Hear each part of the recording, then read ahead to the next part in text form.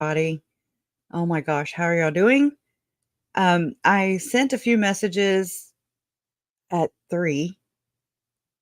Just so happened, and I mean, I said this in my messages, but it kept saying error. So the one I finally got to go through was me saying, "Hey, I'm on my way."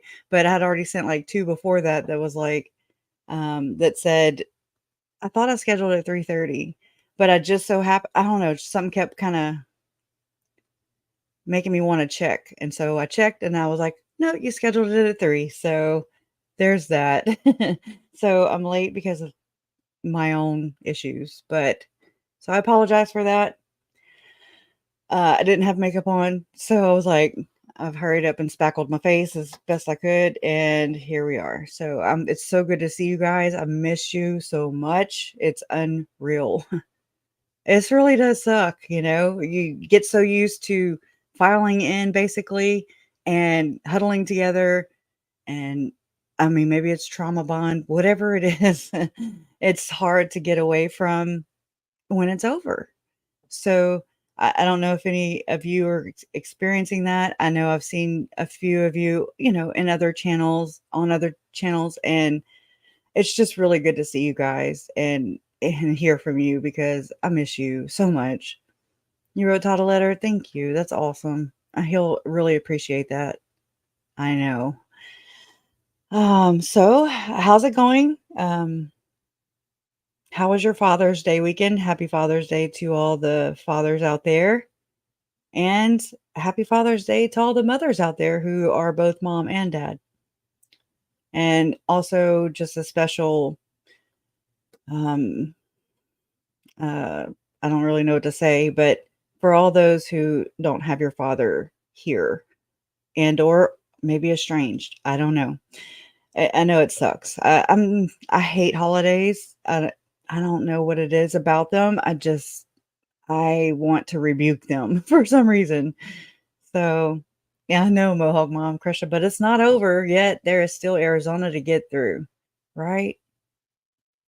Y'all, and ever since the whole, the summer things, the summer Cox Shiflet things,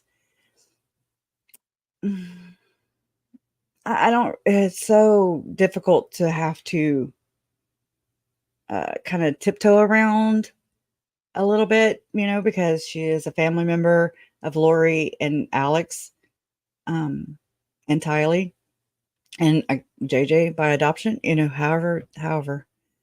And it's very difficult to tiptoe around. But whenever I look in the documents, I'm just like, but that's not matching what I'm seeing right now.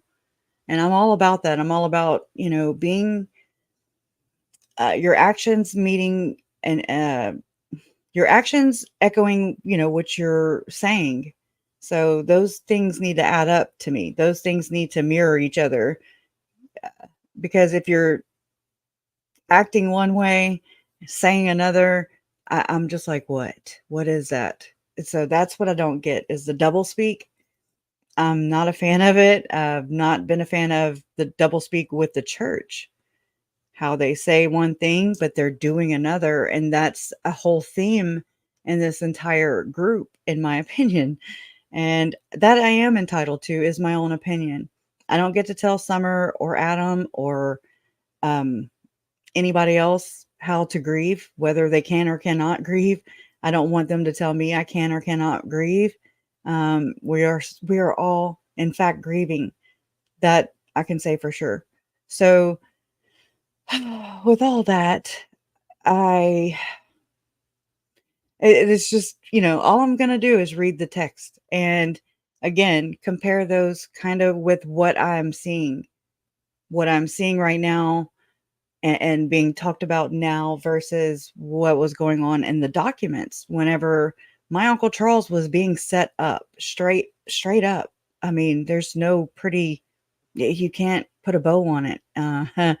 I used to have that impossible reality. I used to think that, okay, I'll just put it all in a pretty little box and put a bow on it, and present it. But that's not how murder works. Murder is very messy. It's really messy. And I mean, it destroys and it causes a ripple effect for who knows? So, I mean, at least we're aware of that. At least I'm aware of that. Yeah. So, anyways, I always get thirsty. As soon as I go live, I go thirsty. The weirdest thing. So, again, I'm not fancy. I'm not fancy Nancy.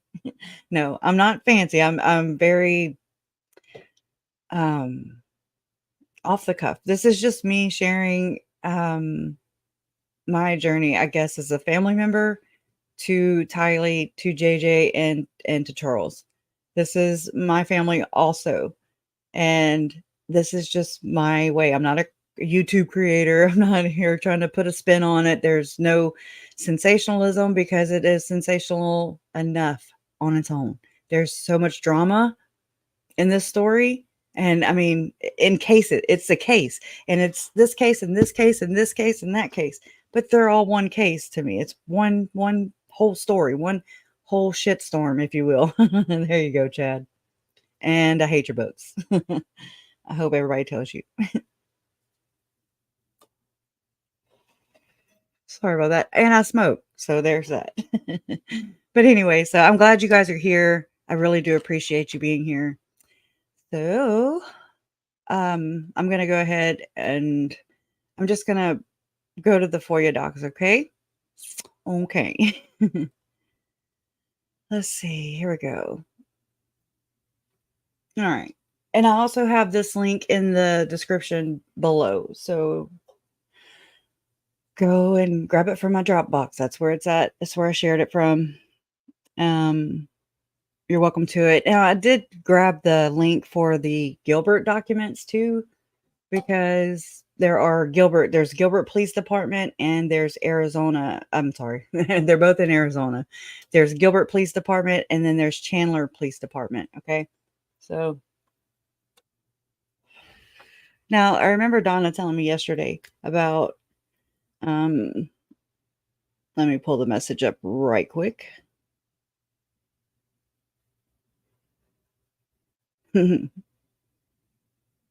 Let's see. Oh, and I'm so glad to hear that the weird mom made it through her procedure.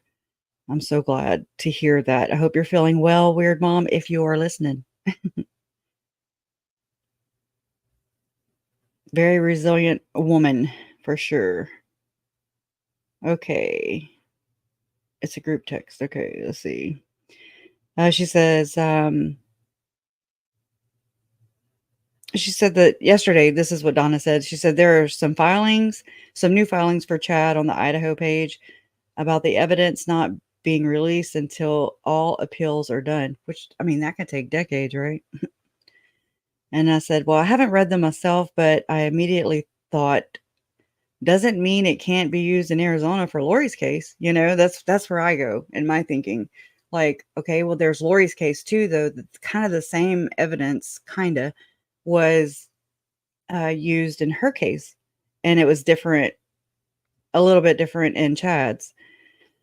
And so I was like, I don't even know if that's even possible, but it's what came to my mind immediately after hearing about this. Idaho and Arizona have been working together and rather well, in my opinion, to nail these assholes down. So I doubt and hope it's not going to hurt anything in the Arizona case. And I mean, because a lot of Idaho, I'm just now thinking about this. A lot of the Idaho information came from Arizona. So do you know what I'm saying? It's like all the text messages, all those kind of things that were damning. Okay. And they are just as damning for Lori and Melanie, in my opinion. I hope like hell that I don't think that Melanie Pulowski is as innocent as she would want us to believe. That's just me. Something in my gut is just like I don't trust her whatsoever.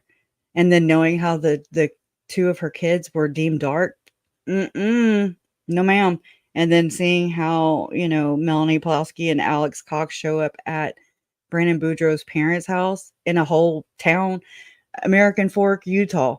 Okay. Not in Idaho, not in Arizona, She showed up trespassing. She got arrested. Melanie got arrested.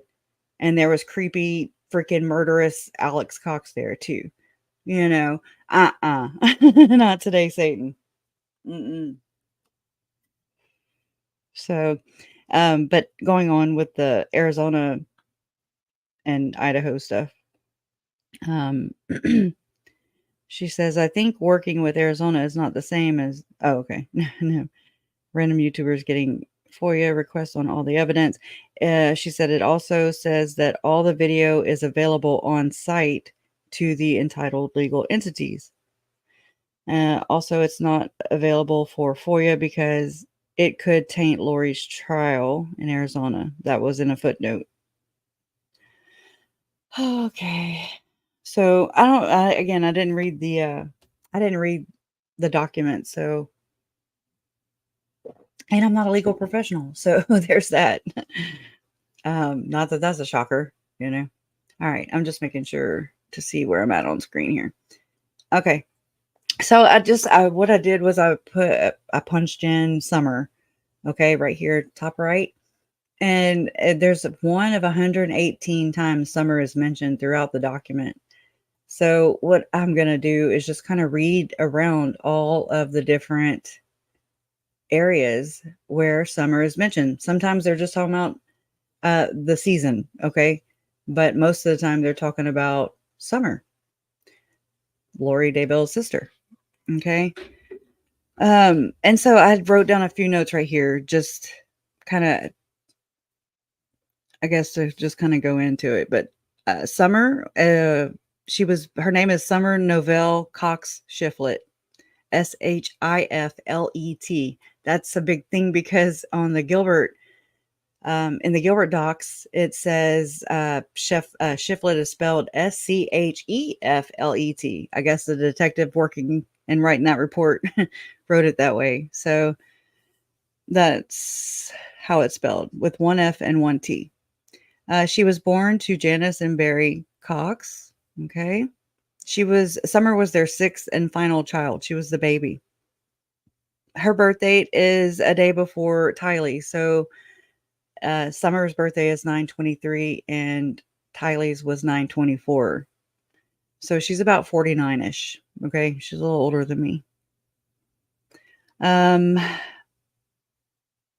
Summer, she married Jeff Shifflet, and I'm sure it's a temple wedding. I'm sure they had a temple wedding. I don't really know. I know she has at least 2 kids, a boy and a girl, but I don't know. It's not really relevant. I believe that Jeff, her husband, is a chiropractor. I think. Again, I don't know, but I think. And then, like, some of her previous addresses included Mesa, Arizona, and San Antonio, Texas, according to public record. Also, according to public record, she is a registered Republican, and her religious views are listed as unknown, but it's pretty well known. Okay, so there's some nicknames that are referenced throughout the docs too. Summer is also referred to between Alex and Lori or whomever, either Shish, Shish, like Shish, like Shister, I guess, or so I call him Summy and Mommy, but that's me, whatever. And Sum. That's also another reference in the documents for Summer. So anyways, so what I'm gonna kind of do is just kind of read around the different times her name is mentioned in the document. I wish I wasn't as parched as I am right now, because I am, and it sucks because I'm gonna read and it's gonna come out right now. All right, so what I was with Adam right here. This is Adam's entire report, and I was like, man, I really just want to knock this out the way too. You know, I want to just start at the beginning of his report and then just kind of go into where it reads her name. Like, when does she come into when Adam is reporting this to Chandler Police Detective Moffat? I want to know kind of the context of it, I guess, is a better way of saying that. So, okay. I'm gonna start right here. It says on 8/8, 2019, I received an email from Nicole Cox, who had advised me she was married to Adam Cox. Adam Cox is siblings with Lori Vallow and Alex Cox. And Lori, right? Well, yeah, they just said Lori. Hello. Okay, with Lori Vallow and Alex Cox. Nicole said Adam had information that he wanted to share with me in regard to the shooting death of Charles Vallow. I told Nicole that I was interested in speaking with Adam. Okay, so let's think about this for a minute. I mean, this is July 11th is when Charles was murdered. So this was almost a month later. I just want to put that into my own timeline, okay? Which y'all know I have no concept of time. It really does suck. But yeah. Okay. On 8/9/2019, I left a message for Adam to call me. Adam called me back a short time later, and I interviewed him over the phone. My conversation with Adam was voice recorded and will be preserved as evidence in this case. The following is a synopsis of my interview with Adam.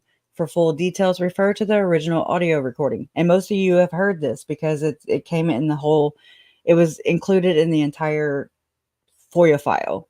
Okay, so I mean, I have it uploaded to my channel too, but I mainly go to the bigger channels. I guess they're easier to find. And anyways, I need to put new thumbnails for mine too, and just kind of I need to organize. I need to organize my whole damn channel. Just like everything else. I just for a long time I threw everything that I watched and or researched into one big file or one big playlist, and then, I couldn't even add anything anymore because it was like it reached its limit. But anyways. All right, so but yeah, it's out there. The following is a synopsis, okay? When Adam called, I introduced myself to him and told him I was trying to get insight on the incident. Adam told me there was a lot to it. Adam told me about a year or two ago, Lori started reading some near death experience books and listening to podcasts. Adam explained that he and Lori and their family are members of the Latter-day Saints LDS Church, and the people who were doing the podcast were originally LDS but had been excommunicated. And I'm like, did they?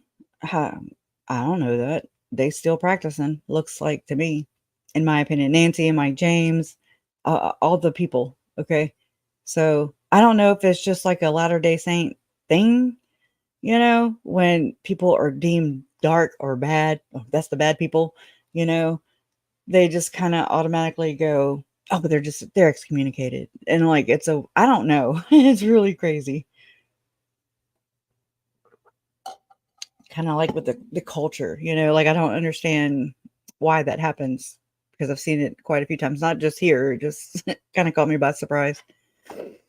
Adam, Adam said Lori then began saying some really strange things. Adam said his son Zach had moved to Arizona and was living with Lori and Charles, and he also heard the same things.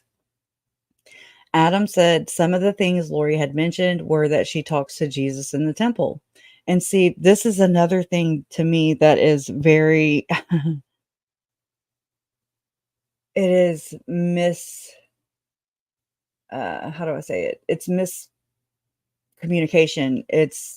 She didn't really see Jesus. So she's not that far out of her mind.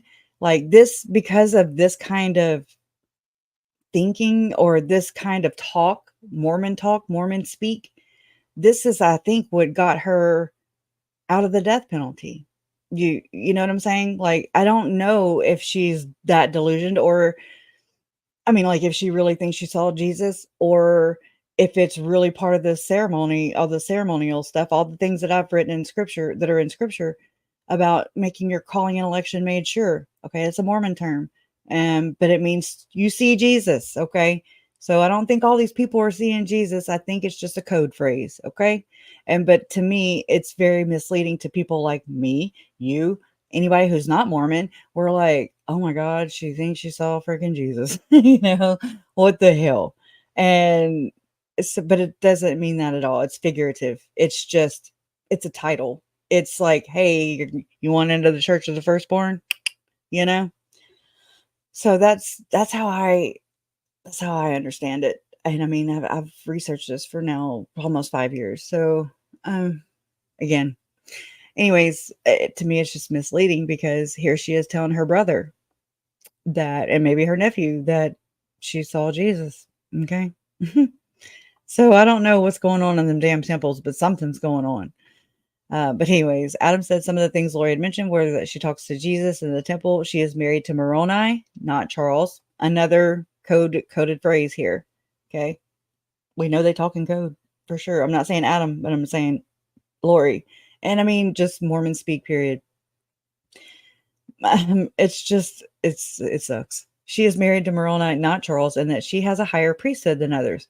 And again, I'm going to say right here, this is because she had the patriarchal priesthood with Chad. Because once you become a member of the Church of the Firstborn, which is just a title, in my opinion, it's just a title. It's like they put a sash on her and they were like, okay, you're a member of the Church of the Firstborn. It is supposed to be separate from the Church of Jesus Christ of Latter-day Saints.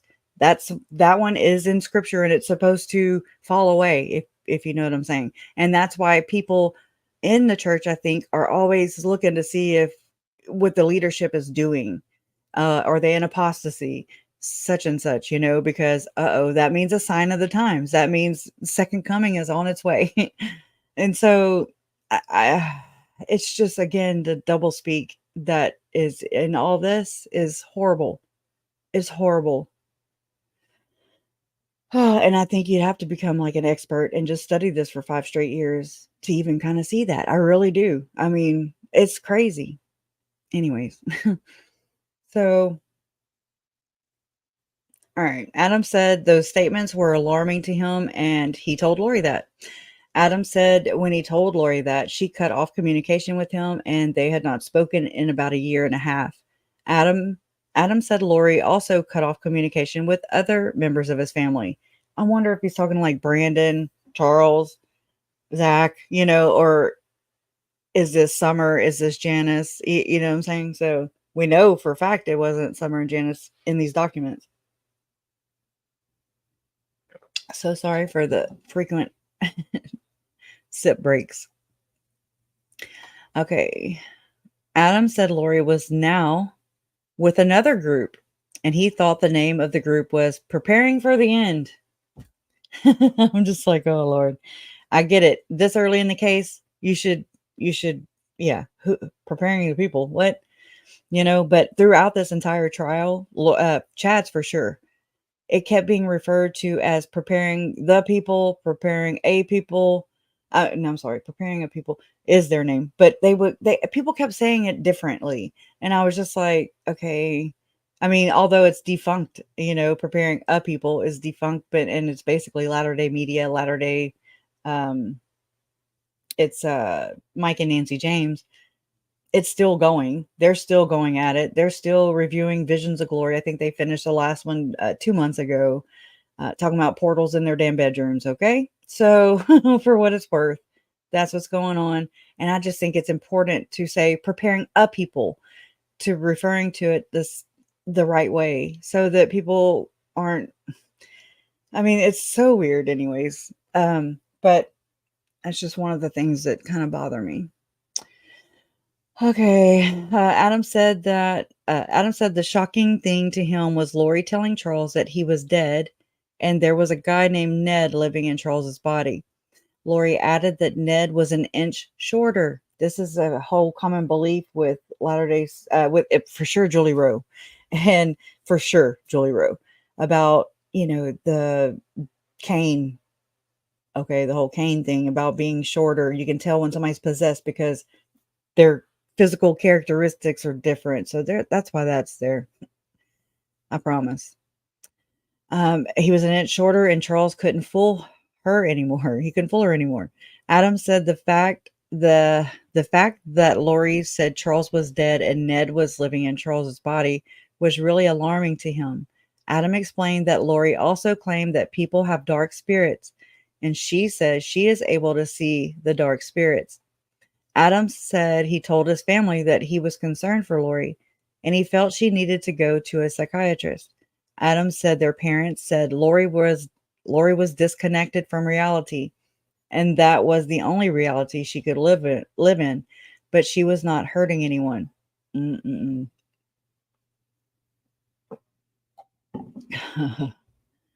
Lord, right? I mean, I fault Uncle Charles for this too because and I mean, in this sense, because it allowed her to continue, and he of course, he didn't know at all what the hell was coming, okay? He didn't know that him and his 2 children were gonna be freaking murdered. Um, I'm sure. I'm pretty sure. But, I mean, just how harmful this is, and this is one of those red flags where if you do have a family member talking like this, even if it's Mormon speak, okay, and it most likely is, okay, it reminds me of that Todd guy, I don't remember his last name, but, I mean, he's been one of the more recent doomsday preppers that has gone off the rails, and I mean, I'm just like, well, how much of what he is saying is Mormon speak and how much of it is just like is he having delusions? And I mean, if so, that's something that the church could work on is how they talk, you know? Also, I think it's how the church does this because it also puts another layer of protection uh of keeping the two worlds apart, insulated tunnel, the echo chamber, to me it's like it's another layer of keeping people like me out, because if I don't understand what people are saying, Mormons are saying, you know, unless I do 5 years of damn research, now I know what they're saying, but I mean, not everybody's gonna do that or have a reason to do that. Anyways, just another one of my rants. Okay, let's see where we're at. Okay, psychiatrist Adam said, okay, was disconnected from reality she could live in, but she was not hurting anyone. It's just that's harmful talk right there to me. It's harmful for Charles for sure to have allowed her to continue, or that he didn't, take him and the kids and just bounce out of there. Of course, it's a lot easier. Hindsight is 2020 all the way. So I'm not faulting him for that, but here's Janice, here's Barry, here's Adam going to his parents and his family system, and he's saying, "Hey, sis is not right here. Lori's not right," and they're just giving it an excuse. Although behind the scenes, Janice knows a lot more of what's going on, and that's a problem, in my opinion. In my book, that's a problem. So Adam said Charles would call him crying because he did not have the same Lori anymore. Adam said his whole family cut Charles off at Lori's request not to talk to him. Another problem, you know. I mean, the narcissist, okay. Yeah. Adam said he became the only one who would take Charles's phone calls and added that Adam, lives in Kansas.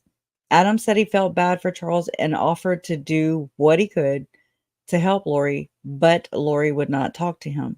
Adam said Charles told him something had to be done because Lori had now involved their niece Melanie in with this group. Adam said Lori convinced Melanie that her husband Brandon was gay. So Melanie divorced Brandon. Okay. If my aunt came to me right now, I'm not married, but if my aunt came to me right now and was like, Jason's gay, I'd be like, okay, whatever. I wouldn't be going to seek confirmation to see if I could find the gay meter in the temple and have the G, when it tagged out to G, that told me that Brandon was gay. What the hell is this anyways? It's weird. I mean, control much? Follow much? Sorry. All right. Adam said he felt bad for Charles, but he offered to do what he could to help, but Lori would not talk to him. Adam said Charles told him something had to be done because Lori, okay, I already said all that. Adam said Lori prayed about Brandon and learned he was gay. Again. Adam said Charles, I mean, Lori was my aunt. If she had came to me and been like, Jason's gay, I'd have been like, okay, who are you? Who is you? Basically. It just, to me, I don't know. It's a very close-knit family, though, too. Mob mentality, in my opinion, big time. Um, Adam said, okay. Adam said Lori convinced Melanie that her husband was gay, so Melanie divorced Brandon. Adam said Lori prayed about Brandon and learned he was gay. Adam said Charles said Lori was ruining people's lives and asked him to fly out to Arizona to meet with the stake president. Not so much Charles, right? I just got that. Okay, Adam said Charles and Lori was ruining, I'll say were. Adam said that Charles said Lori was ruining people's lives and asked him to fly out to Arizona to meet with the stake president. Adam said Charles flew him to Arizona with frequent flyer miles and asked Adam not to. Adam, please don't tell your family. Okay. That Charles, was flying him out there or Lori will run and or not talk to him. That's like the whole, okay, can we just not let her know? Okay. Just put a pin in that. Adam said he flew to Arizona and he told his parents that his wife Nicole had used her points to fly him out there. And I didn't catch this before until right now when I'm reading it to you right here, right now. That is like, dude, it wasn't about the freaking flyer miles, okay? It was just don't tell anybody that you're coming here for this, like. Anyways, and he's like, well, I didn't use your points, I used Nicole's or whatever. I mean, it doesn't matter. Adam said while he was in Arizona, he was at his mom and dad's house. Adam said that while he was in Arizona, he was at his mom and dad's house, and Charles was supposed to go pick up JJ on Thursday morning, 7/11/2019. I also remember that Lori worked in the temple on Thursdays, so it kind of struck me also a long time ago when I realized that why was she not at the temple, or I don't know how temple work goes, whatever. But this was a Thursday, and that's when she allegedly would go to the temple to work.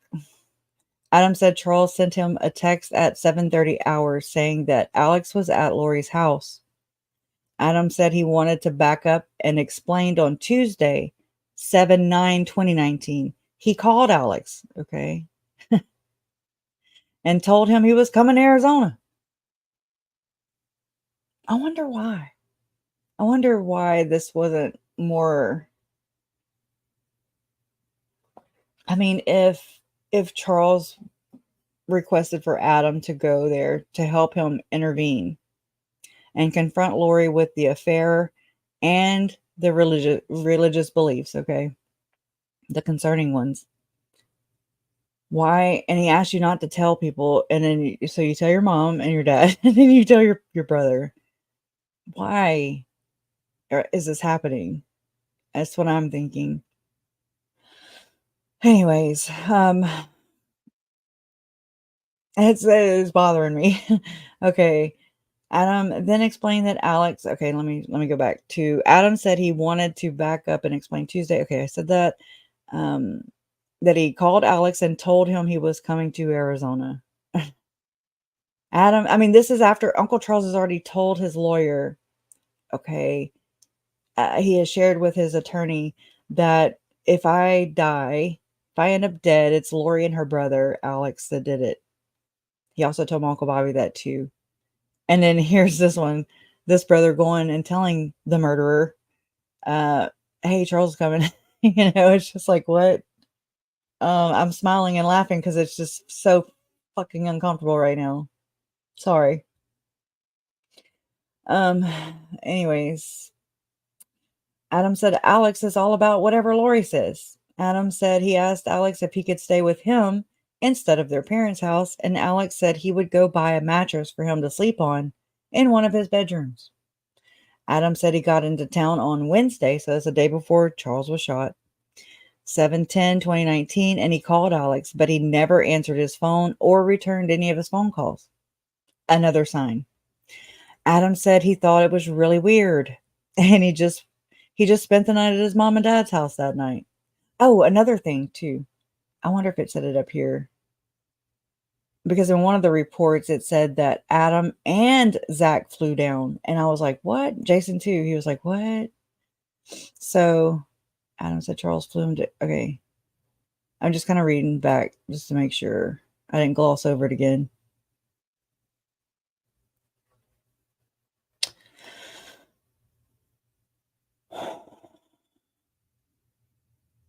Uh,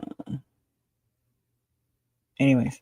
Okay, I don't see it in here, but it does say it throughout other parts of the report. So it's very like, wait, what? Okay. So Alex wasn't returning any of Adam's phone calls, and he thought that was really weird. Adam said he thought it was really weird when he just spent the night at his mom and dad's house that night. Adam said Alex told him that he was off that week to do things around the house. Adam said it was strange that Alex would take a whole week off to spend at the house as he usually travels to Colombia, right? The hookers or whatever, the sex tourism, basically Tim Ballard crap, in my opinion. Adam said it was really weird that Alex was at Lori's house. I mean, how many flags have you pointed out? There are so many red flags. Adam said he warned Charles to be on the lookout as they could be up to something. Adam said Charles agreed. This is as Charles is walking in, though, you know.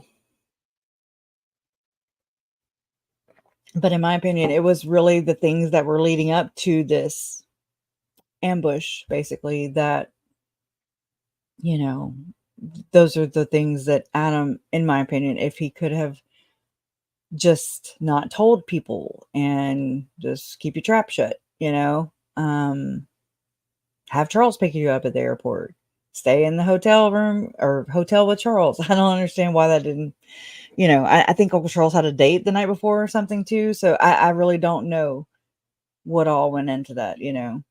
Again, it's not all, you know, hindsight's 2020. It'll come out in the trial. Okay, Adam said Charles would call or text all the time, and he was the only one who would talk to him. Okay, it's like, thank you. I don't know what that, I don't know. I've heard Adam say that too, and it bothers me because it's like, I was the only one that would talk to him. Okay, you want a cookie or something? I don't understand that kind of, yeah, I don't know. And Uncle Charles even kind of does it too, and I'm just like, what? I kind of don't get it. So again, I'm not there. I don't know. Adam said it was really weird. Okay.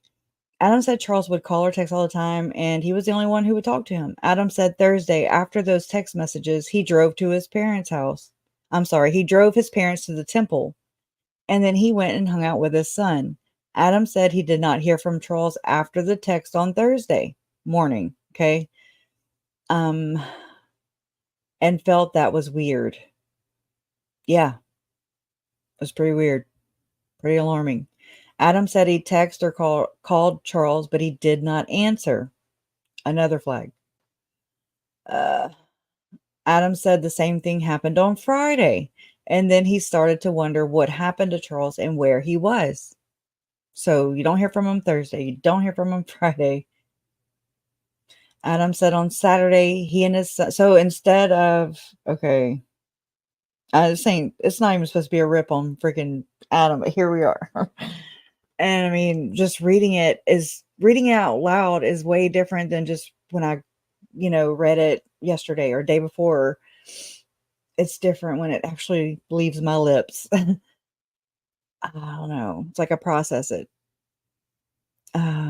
But it just like all these things, Adam, eh, all these everything he has said has been a red flag.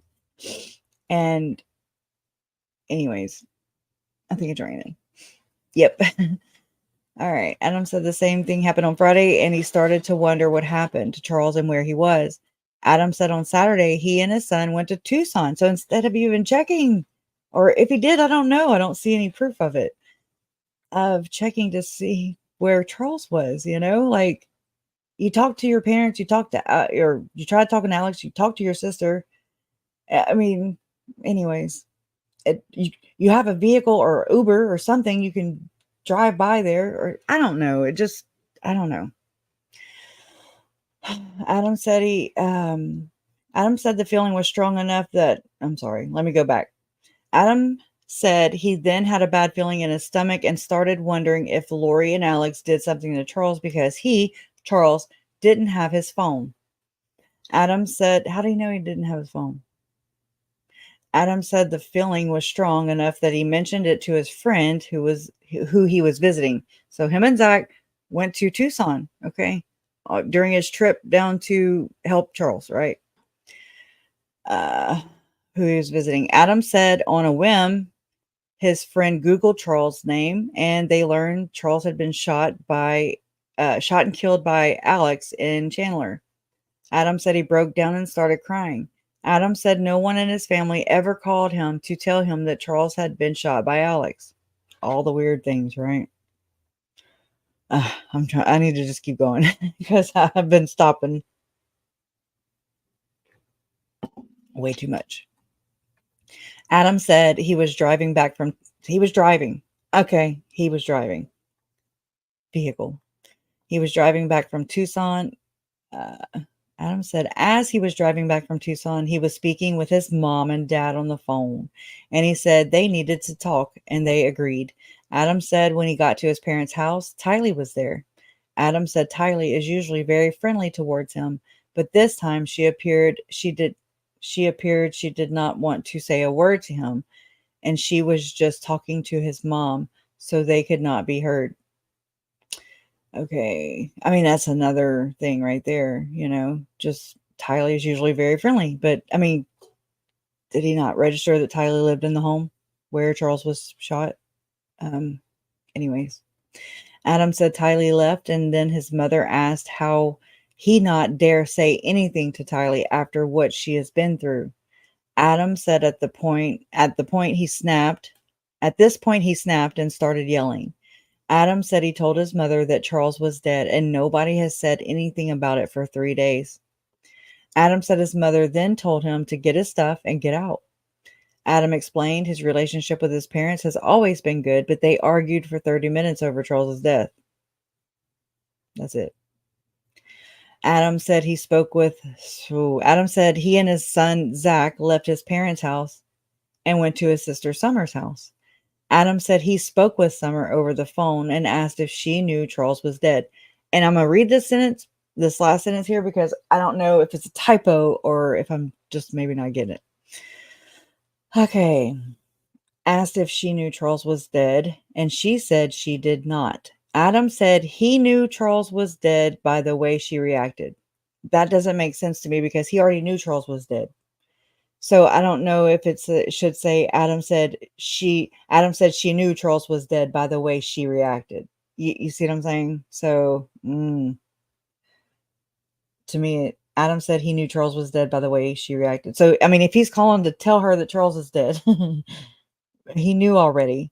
So to me, it would be Adam said she knew Charles was dead by the way she reacted. I'm going to go with that. You choose your route. Adam said during the conversation earlier with his mother, she confronted him about texting with Charles and added that she had seen every text and email between them, and she knew they were trying to get Lori in trouble at the church. Oh, I mean, was it worth it though? So I'm sorry. Screw that church. I'm sorry. Screw the temple recommend. Just whatever. To me, it's just like, human life comes before anything material. Okay. Or a belief system. Okay. I don't know.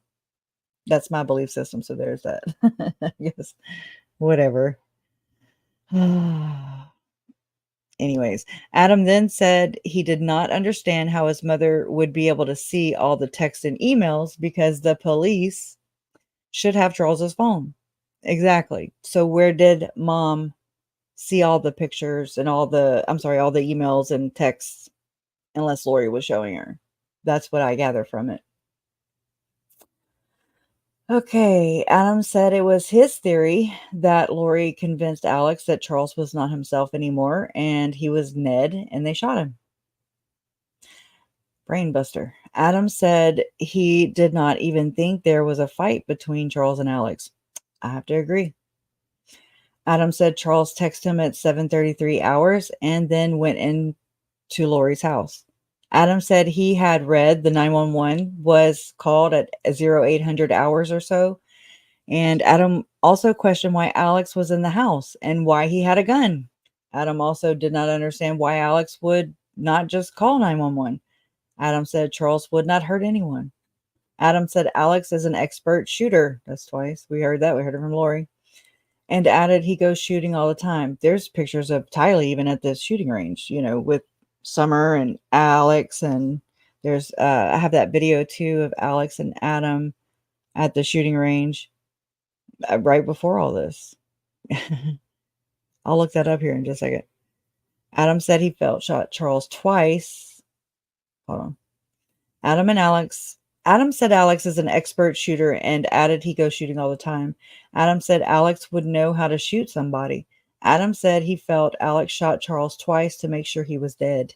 One time standing up, one time while he was laying down. Just Jason had to, he fights with this. He cries, and it bothers me too. Why shoot him when he's down? Why shoot him at all, period, first off, okay? And why they need to shoot him while he's already laying on the floor, Adam said it was his theory that Alex tried to cover it up by doing CPR, but except we know that for sure he did not do CPR because, when you start doing CPR on a person who's been shot in the chest, right, that I guess I don't know about any other way. I've never had to do it, thank God. I would at least try though.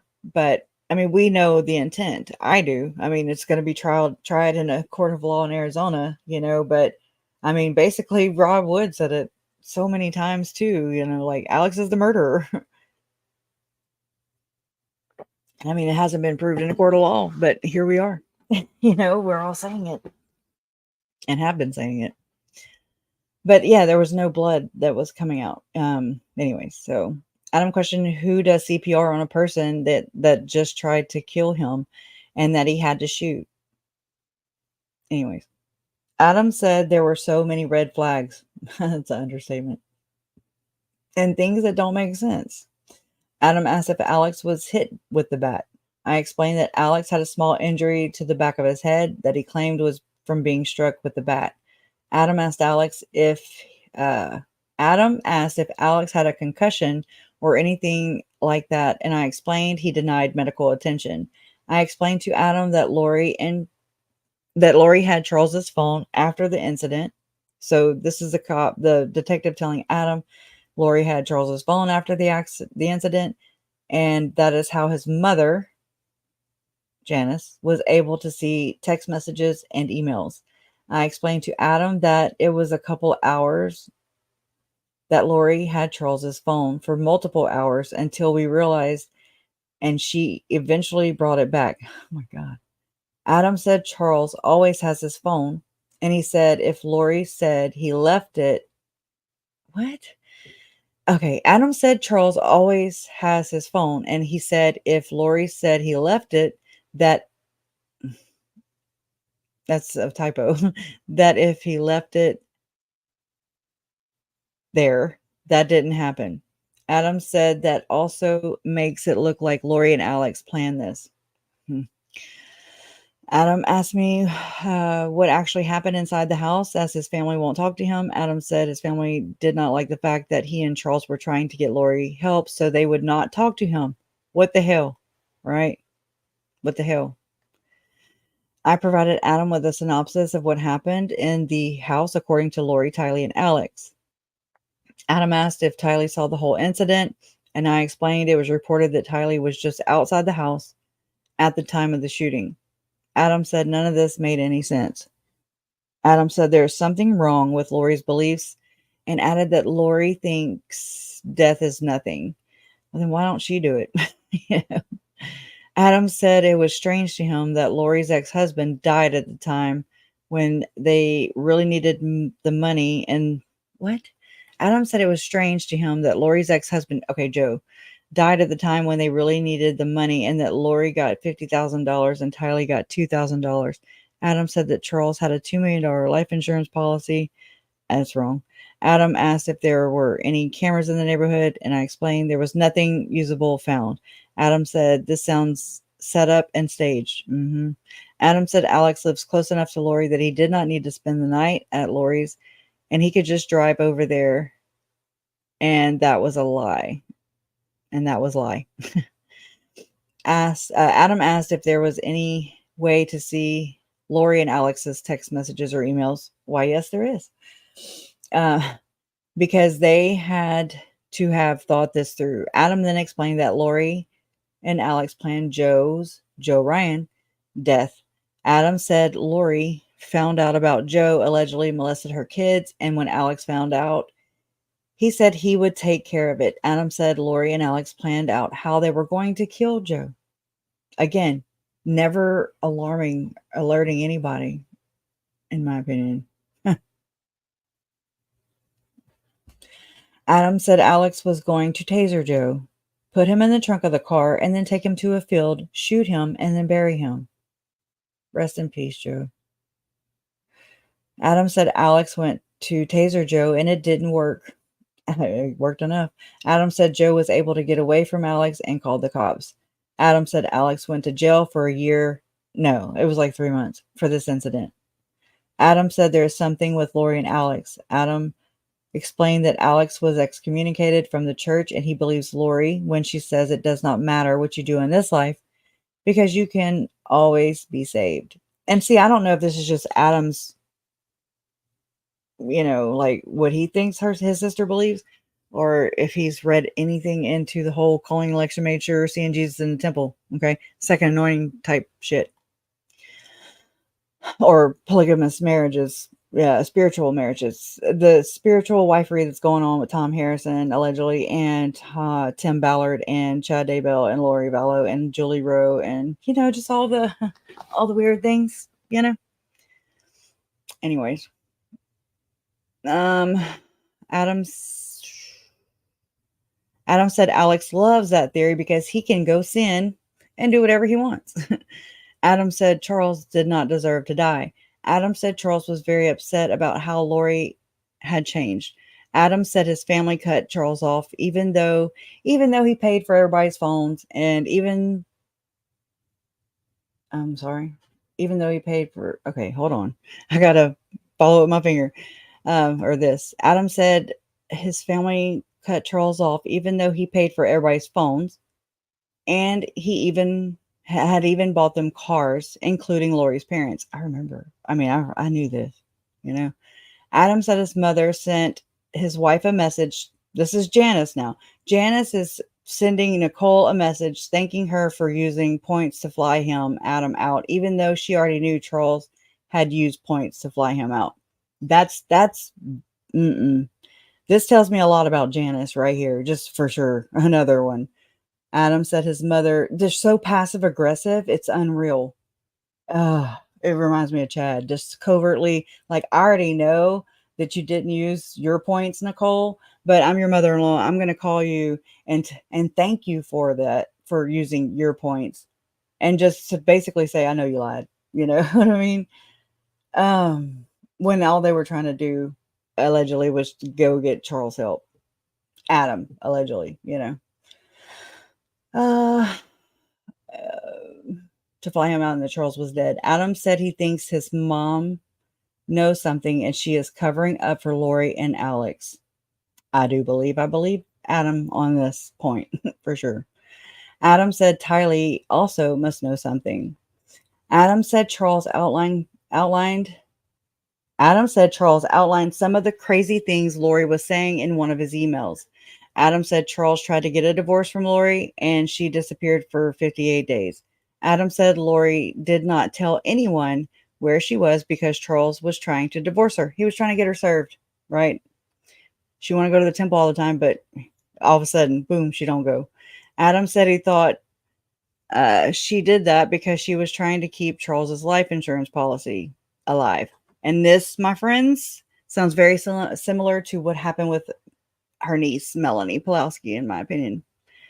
It's so apparent when you read the docs, And you're like, "Oh my god." There's a few times I was just like, "Jason," my fiance, "Oh my," and I would read the whole context of everything, and he would be like, "Wow, I didn't know that either." You know? Um, it's alarming. Adam said her behavior was strange. Adam said he thought Tylee would break if we could get to her. Adam said Lori claimed Charles had an affair. Adam said he spoke with Charles and he did not believe he had. Adam said he did not believe a word Lori said. Adam said he has lost his whole family over this. As soon as I'm done with reading Adams, we'll skip on to Summer, right? Adam said he lost his whole family over this. Adam said what's right is right. Adam explained that his family felt Alex was a hero for saving Tylee. Adam said Charles would never hurt Tylee. Adam said again that Lori and Alex planned this and killed him. Adam said he did not know if it was over money or because Lori thought Charles was Ned. Anyway, Adam said he felt Lori probably hit Alex with the baseball bat. Adam said he felt Lori probably hit Alex with the baseball bat after Charles was shot. Right? That's one of the scenarios that plays out in my mind. I'm like, either that or Alex cut his head with a knife or hit himself in the back of the head with the damn knife. I mean, with the bat. Because in the evidence reports from Justin Lum, like he even released this where the photos of the bat and everything that was allegedly used. And it was a youth bat. It was like for like JJ, it wasn't like if Tylee were playing softball or anyways. So, I mean, it was for a more younger youth, but there's no evidence or DNA on the bat. So, I mean, anyways, it's going to play out in Arizona for sure. Lori wants to take it to trial, right? And I keep waiting. I've just had this overwhelming, just kind of, is she gonna try? Because you know how she is about character assassination, and there's none of this in my uncle's past, as far as I know, of anything devious or whatever. I mean, besides medicines not being right and um, drinking while he's. I mean, I'm guilty of this too. So taking medication, over medicating, doing things like that, right? But how she has done and Summer has done about Joe Ryan, I mean, even to the point of Summer Shifflet not showing up to read, um, to represent Tylee and or JJ at Lori Vallow's sentencing, her allocution. And then she did her allocution, but yet Summer showed up on East Idaho News. And I mean, I'm gonna play that because I want to refresh myself on that too. And it'll give me a little time to gather some other things.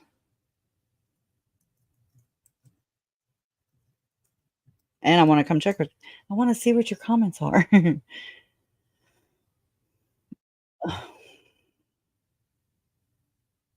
Okay, that's Chad's. Let me try this again.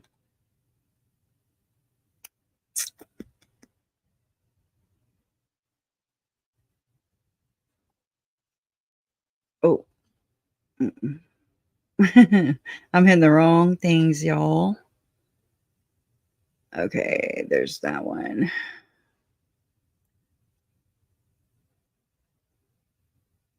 Okay. Yeah, right here. Okay, let me switch to this. All right, so this is Lori Vallow Daybell's sister speaks out following sentencing, shares tribute to Tylee Ryan. Again, just listen to her words, okay? That's just me. Oh, hell. I'll just find this on YouTube. I'll play this till I find it on YouTube. It's not even playing. So I'm talking with Summer Shiflet, who, Summer, I'm sure it's a lot to process today. Let me just get your reaction, first of all, your family's reaction, your reaction to the sentence today of your sister. So this is the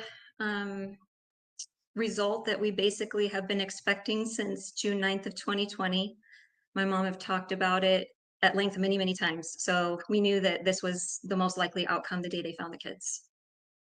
Were you surprised that Lori got life in prison, or was it something that you said you were kind of expecting it? Any surprises today? Not a surprise on the sentence. I mean, it's very bittersweet because that's my sister. So it's hard to know that that's the result, but I also understand it and understand that justice was served for Tylee, JJ, and Tammy today.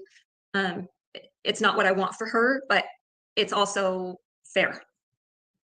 What were your thoughts when Lori gave her statement? It's the first time, I mean, you've talked with her occasionally over the past few years, from what I understand, but first time the public has really heard from her. And what were your thoughts as she spoke about her I guess version of events, or her what she believes?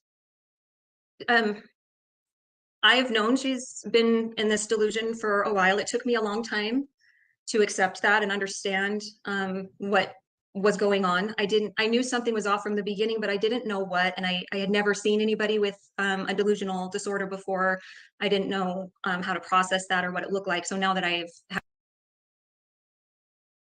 have myself muted, but isn't Barry like diagnosed with this too, allegedly? So I don't know if that's it, or I don't know if their delusional disorder, delusional disorder is the same or not. I didn't mean to smile right there, but I just said douche instead on accident, so it made me laugh. But yeah, so I don't know. I just wanted to point that out. I hadn't heard that. I hadn't caught it before. had more experience with it. That's about typical of most conversations. It's about her faith, and you'll see one day.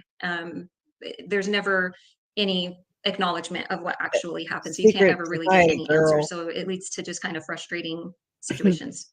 So what you heard, so sorry to cut you off. What you heard today, what was so alarming to so many of, what is she talking about? You're used to. This is the Lori you've known. Is that what you're saying? No, not the Lori I've known. No, she was not like this before. I mean, this didn't start. I think her delusional disorder probably, if we've kind of backtracked it back to maybe late 2017, that maybe that started, maybe early 2018 that it started. But she wasn't talking like this then. There were some religious things, but she was cherry picking what she shared with each member of the family. So it took us a long time to come together You and knew, like though. all talk about what we knew and what she had told each one of us. And we all got different versions. So it wasn't ever like a consistent, like everyone got the same exact information. The things today, there were some things today I hadn't heard before. I had never heard, she's never once told me that she had the near-death experience when she was giving birth to Tylee and left her body and saw my sister Stacy. That has never been talked about ever by her with us. So there were some things that were new to me today, but there were also things that I knew to be true that she was Good saying, point. like Tylee's time in the hospital with pancreatitis and her abuse by her father and things like that that I was aware of. I see. I guess I should have clarified, as far as you're used to her talking like this over the past few years when you've had these Yes. out calls. Yeah. Yes. Mm-hmm. So Summer, I wanted to ask you, you submitted a letter to the judge, a victim impact statement that Mm-hmm. you didn't want read publicly. And there was some discussion as to why you didn't come to speak, or why you This didn't pissed want the me judge or off, the y'all. prosecutor to read a letter. Can you address that? Mm-hmm. Yeah, I wasn't able to make it there in person today, and I didn't really want to have it read in by somebody else. And Redden. I know I've never heard from my anybody own say, experience and of I know it's talking, petty. I like know it's writing to petty. Lori. It's petty. I thought I paused it, but I didn't. Redden. I never wanted. I've never heard it, so I'm like, Redden. Never heard of Redden. How come it's not working? Or can you address that? Oh, I'm on the Mhm. website. Yeah, I wasn't able to make it there in person today, and I didn't really want to have it read in by somebody else. And I Redden. know from my own experience of talking, like writing to Lori or talking to Lori. I mean, Oh, I tried really hard. I begged her not to go to trial to begin with and not put everybody and herself through that. I mean, I tried and everything you. to like reason with her even ahead of the trial. I mean, I wouldn't either if. I mean, if the conversations around Summer. I mean, there was one point in the docs where the detectives say that Summer had the same belief system. So again, their opinion. I don't know. And I've known from my experience that she's not open to hearing what I'm saying. She's not responsive to the things I'm saying. She's just doing what is in her mind that's real and right, in her delusion.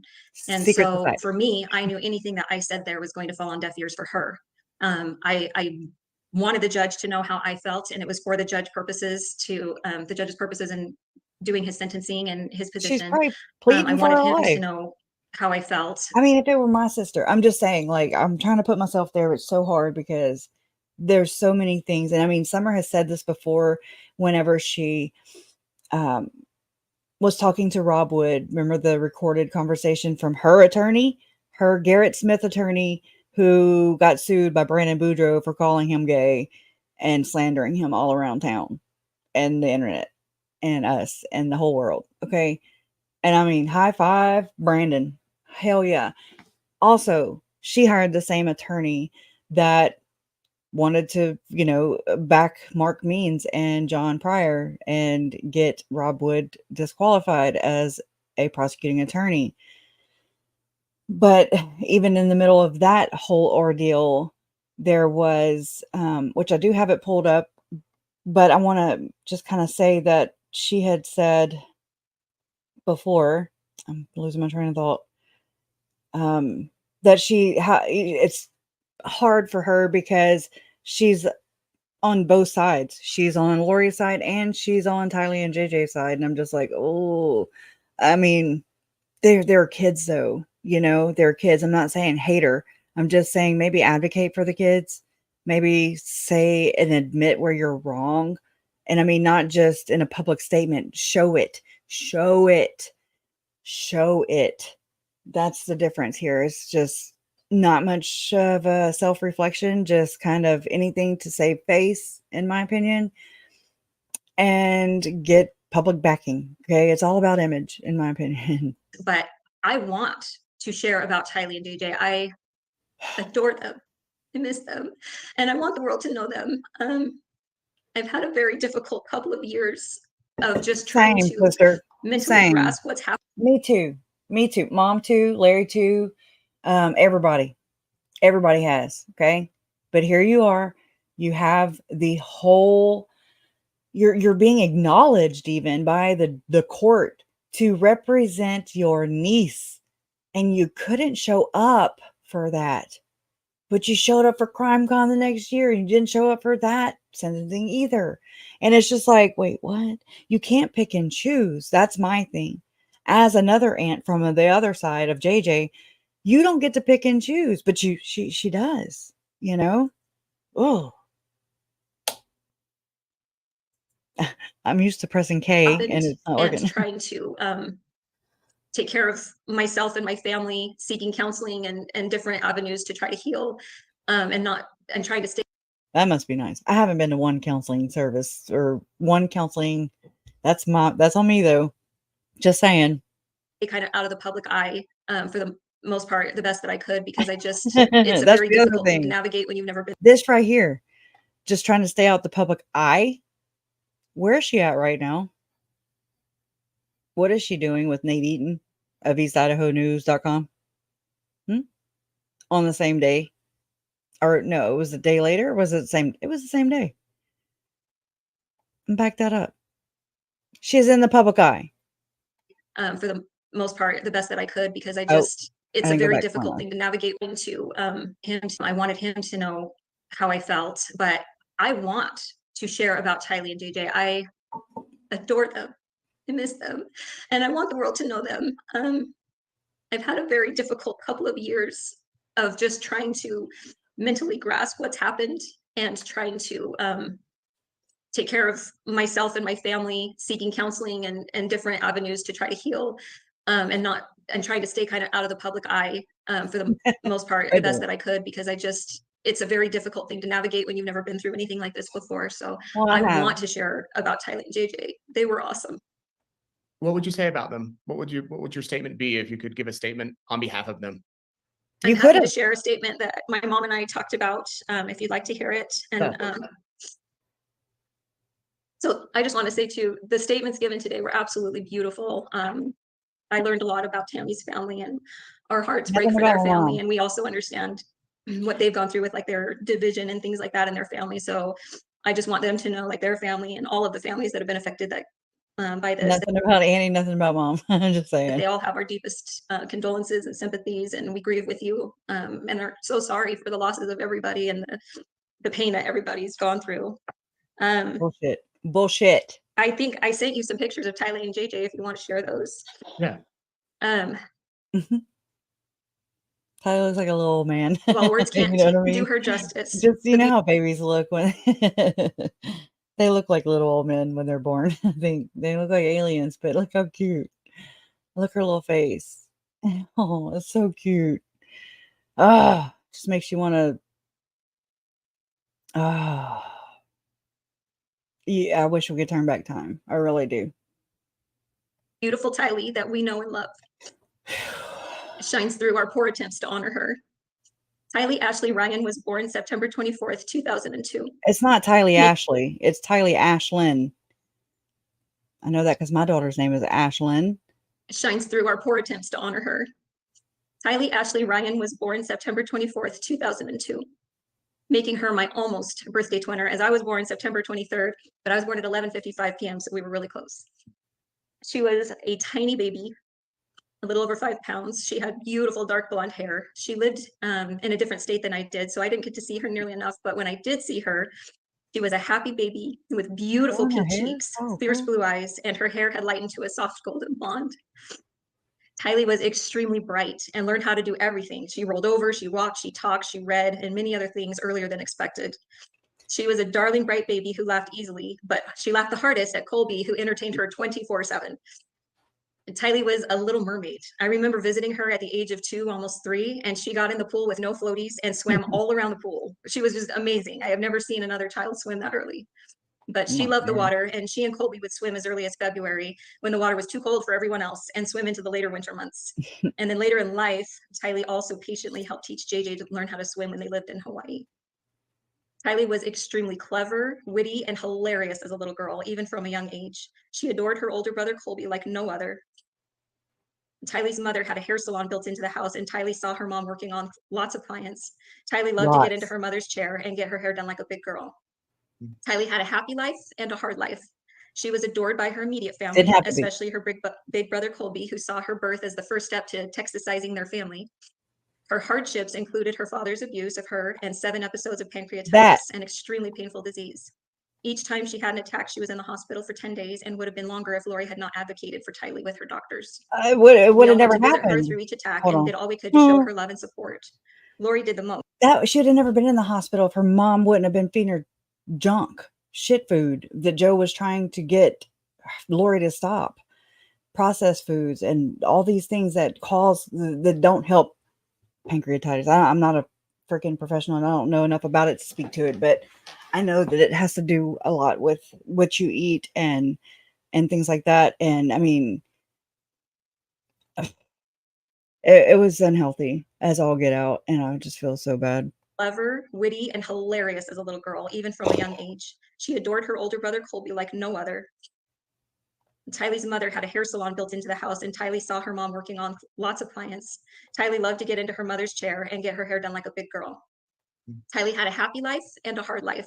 She was adored by her immediate family, especially her big brother Colby, who saw her birth as the first step to Texasizing their family. Her immediate Her family. hardships included her father's abuse of her and 7 episodes of pancreatitis, an extremely painful disease. Each time she had an attack, she was in the hospital for 10 days and would have been longer if Lori had not advocated for Tylee with her doctor. It would have been longer, but it wouldn't. Again, I know I keep coming back to that, but it's like she threw that whole dig in at Joe. Okay.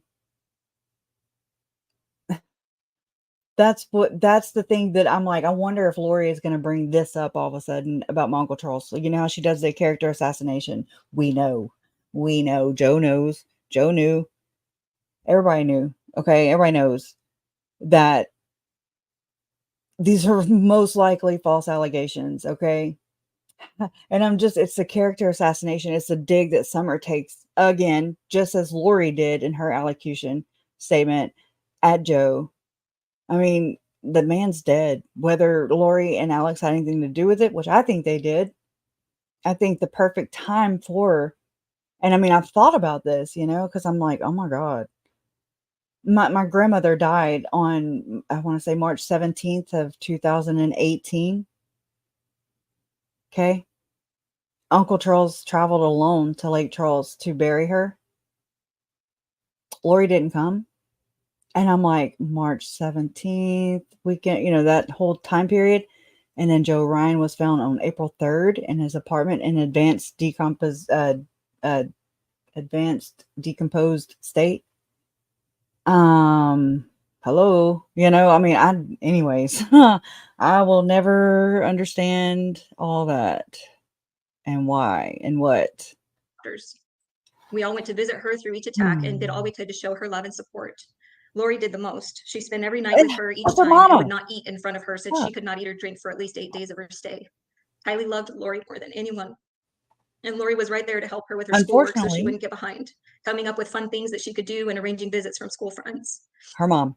Lori's dedication as a mother was undeniable. Kylie was a straight-A student most of her life. She did a science project that won a prize on tsunamis. She had a beautiful singing voice and was a very talented dancer. It was easy to see that she was a natural-born performer, and we loved watching her shows. Kylie learned to do expert makeup and loved trying new hairstyles. On a side note, I will forever miss hugging Kylie and smelling her hair. It always smelled so good and was so soft. Kylie was very artistic. She could draw, design, do calligraphy, and also had an incredible eye for photography. Her photographs are some of our most precious treasures, especially the beautiful pictures she took of little JJ. Kylie was funny, kind, but she could also be bitingly sarcastic. She really came into her own when she turned 16. She tested out of high school at college-ready levels in every subject, and she got her driver's license, and she took a job with my husband's chiropractic office for her first job. She had a great interest in physical therapy and enjoyed her short time working with patients. She was so cute, wearing her scrubs proudly every working day. And to celebrate and honor all of these accomplishments, we did an all-girls big celebration for her. We had so much fun, and we were so thrilled to celebrate all her little accomplishments. One of the most precious memories I have is the night Kylie spent at my house when Riley was born. I will never forget her beautiful little face and the huge tears in her gorgeous blue eyes that rolled down her slightly peaked cheeks, and watched her shake with emotion when Colby texted her a picture of her first little niece. She said, "She is the most beautiful thing I have ever seen." It was instant love. It hurts my heart so much that Riley and Ava will be deprived of being spoiled and played with by the most loving aunt they could ever have. I know how much Tylee adored Colby and JJ. I wasn't able to witness her relationships with her stepbrothers Cole and Zach, but I know her love and respect for them was present. And when Charles was shot, she was the one who pushed her mother to tell them. Tylee was also responsible for tracking down the kennel that Charles had placed Bailey in when he left Houston so that they could bring him home. Tylee was a devout member of the Church of Jesus Christ of Latter-day Saints. She had great faith in her Savior, Jesus Christ. She loved the Young Women's Program. She went to the temple frequently. The first time my daughter went through the temple, Tylee walked her through everything and was so sweet and patient with her. Tylee and my oldest son were only a year apart and had so much fun together. They spoke fluent sarcasm together and were such good friends. My youngest son is Tylee's namesake, and he loved to banter with Tylee. My children also love JJ and will ever be deprived of their special friendships with their cousins. I have a question. Tylee was sensitive, thoughtful, considerate. Y'all, what is namesake? What does that mean? It's always, I'm like, what the hell is a namesake? If anybody knows, let me know. Humble, generous, caring, and tough. She would have been the best mother. She loved children. Her favorite color was a bright blue. She called it the color of Hawaii. Her favorite dessert was a no-bake cheesecake. I have yet to be able to make one without completely breaking down as I think of that precious girl. Kylie loved the shows The Office and Friends and The Bachelor and others. She loved music. She loved her friends and had so many fun times with them. Her friends truly loved Kylie and will have to live with this enormous hole in their hearts and confusion as to why they had to lose their friend. Kylie loved her mother above all and was protected by her mother most of her life. We know that only the severe mental illness that her mother has would be stronger than a mother's love. Kylie and JJ both wanted to be with their mother more than anyone else. But after Lori met Chad Daybell, Kylie and sweet little JJ were served up on a platter like a lamb to the slaughter. There is no sense, logic, or explanation that will ever be satisfactory in their murders. That's another thing, okay? Big thing. It's a big thing for me. It's like, I don't just blame Chad. I blame Lori too. Both of them, they suck, okay? And that's why we do what we do. That's why we are going through all these things. That's why I like to watch what Megan Connor has to say, because she has been the most voiceive, or the only one out of this entire side of Lori's family that has even thought of saying what it really is. Okay. And I was watching Adam and Rex the other day, before I went on Web Sleuths, and I was keeping down time codes, because I was just like, oh my God, persecution complex. Stop, and I'll pull that up here in a minute. And it's like, dude, it's just not to say you had a bad childhood, okay, but something was amiss, okay. There's two serial killers in your family. Rex even jokes about it. He's like, only middle children are serial killers in our family, or something like that. Okay, haha. I get the dark humor too, but it's just like, whoa, I don't know. I don't know. Uh, it's not to sit here and say and criticize, but then again, I'm like, I'm on this side. I'm on the receiving end over here. My whole Tyler, JJ, Charles, my mom, on the receiving end here. And so I get to criticize. Okay? Because there's some things that aren't matching up. There's a lot of things that aren't matching up. There's red flags, if you will, that don't match up for me. Okay? They don't make me feel comfortable at all. And I'm just like, wait, but you said this, but you're doing this over here. So that's why I do what I do. The world would have been a better place with Tylee in it. It The was world a would have better been a place. better place with JJ in it. We will always be grief-stricken over her both of their untimely deaths. And we Didn't are have to beyond be. sad that they were betrayed by the very mother they loved. There are no excuses for Lori's actions regarding Tylee and JJ. And aunt. I mean, one could say and aunt, because you'll see through the docs that this aunt right here was behind. It's like, it's as if Summer was okay with Charles being murdered. I'll even go kill him myself, kind of shit. But, oh, not the kids too. That's how I'm kind of taking it right now, and is that, okay, as long as it's Charles, it's okay. But, oh, she killed the kids too. Damn, that one. Nope. Okay. No. But we do Hell see no. that she is mentally ill. It's such a tragedy that this beautiful, bright girl and most precious little boy were murdered. But that in no way reflects on the wonderful people that they were and the many contributions they were poised to make It in this don't. world. Nobody is nobody is criticizing them. Okay. I'm trying to find my way back over there. Like, hey, you can't find it on Amazon? What you looking for? Aunt, cousin Melanie. Yeah. Thank you, Amanda. Yeah. Right. But I'm one of these people though, Tanya. So that's just the thing. I wasn't around her enough. She appeared to be a good mom. I mean, that's what I'm saying. So I'm like, well, I mean, that was my experience, was that the times I met her and was around Lori, she was a good mom. She appeared to be a good mom. She showed me and a lot of other people what we needed to see, what she wanted us to see. And behind closed doors, it was obviously a total different story. So, yeah. Let's see. Yes. I agree, Auntie Ree. Yeah, I totally agree.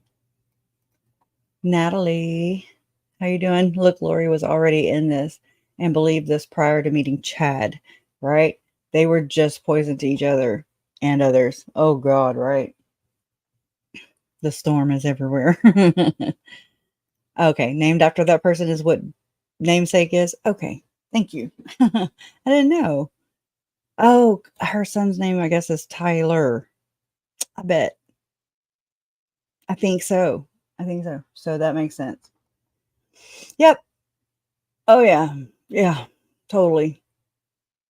Totally. Yeah, and I fought with myself over monetizing. I did. I know you're not saying that, but and I mean, again, I don't think that they should do what they're doing for free. Okay, because it is sharing your life. It is sharing your experience in this. Okay, we didn't ask to be dragged here, so but here I am, and the reality is that money doesn't grow on trees, and we can't live on love. Unfortunately, I'll try and do my best to do, to the bare scales of it. But I mean, honestly, it's your time, it's everything else, and again, there's freaking well, I sound like the damn church now because I'm like, well, they're doing it. No, I'm just saying that other people tell our story because I mean, like, I'm in this too. I'm not in that story, thank God, but I don't know. I don't know how to, and I mean, I really fought with myself over this. I was just like, do I monetize? What do I do? And I fought, and I even was like, Uncle Charles, what should I do? Like just hoping and praying for an answer um, on that. And I mean, here I am. So, I don't fault them for doing that. And I mean, then there's other family members who don't monetize at all, but they will. So it's just a matter of time. And I'm just like, again, do what you do, but don't come up at the very end of all this stuff and then probably, it's like once you get that door cracked open a little bit, they're busting wide open. I mean, look, Summer went to freaking Crime Con. My parents went to Crime Con too. So I don't really know. I don't really know. But my mom and dad didn't go into, I guess, enabling a murderer. You know what I'm saying? Two murderers, actually. Anyways, it's strange. It's a very odd place to be for sure. Stu. All right, back to this. So I'm gonna share this one too. It's just in my Canva app. And so these are some things that I had already pulled. Let me make myself smaller here. Let me be smaller. And thank you for everybody who's just joining. Really do appreciate you being here. Again, I'm JJ's aunt, JJ Vallow's aunt. My brother was his biological father. And then our uncle Charles Vallow, also a victim here, and his wife at the time, Lori, adopted JJ, thus convoluting this whole mess even more. It's crazy. So I mean, I really do feel for my brother in this big time. My brother and Mandy, but Mandy did die in 22.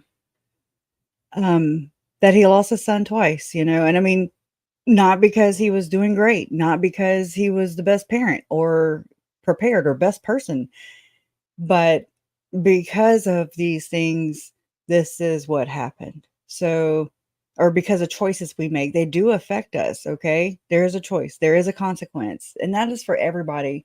And I'm not sitting here saying I'm perfect. I'm not perfect. I'm the first one to tell you. I have told y'all the whole time I'm not perfect. I'm imperfect. I'm short sighted.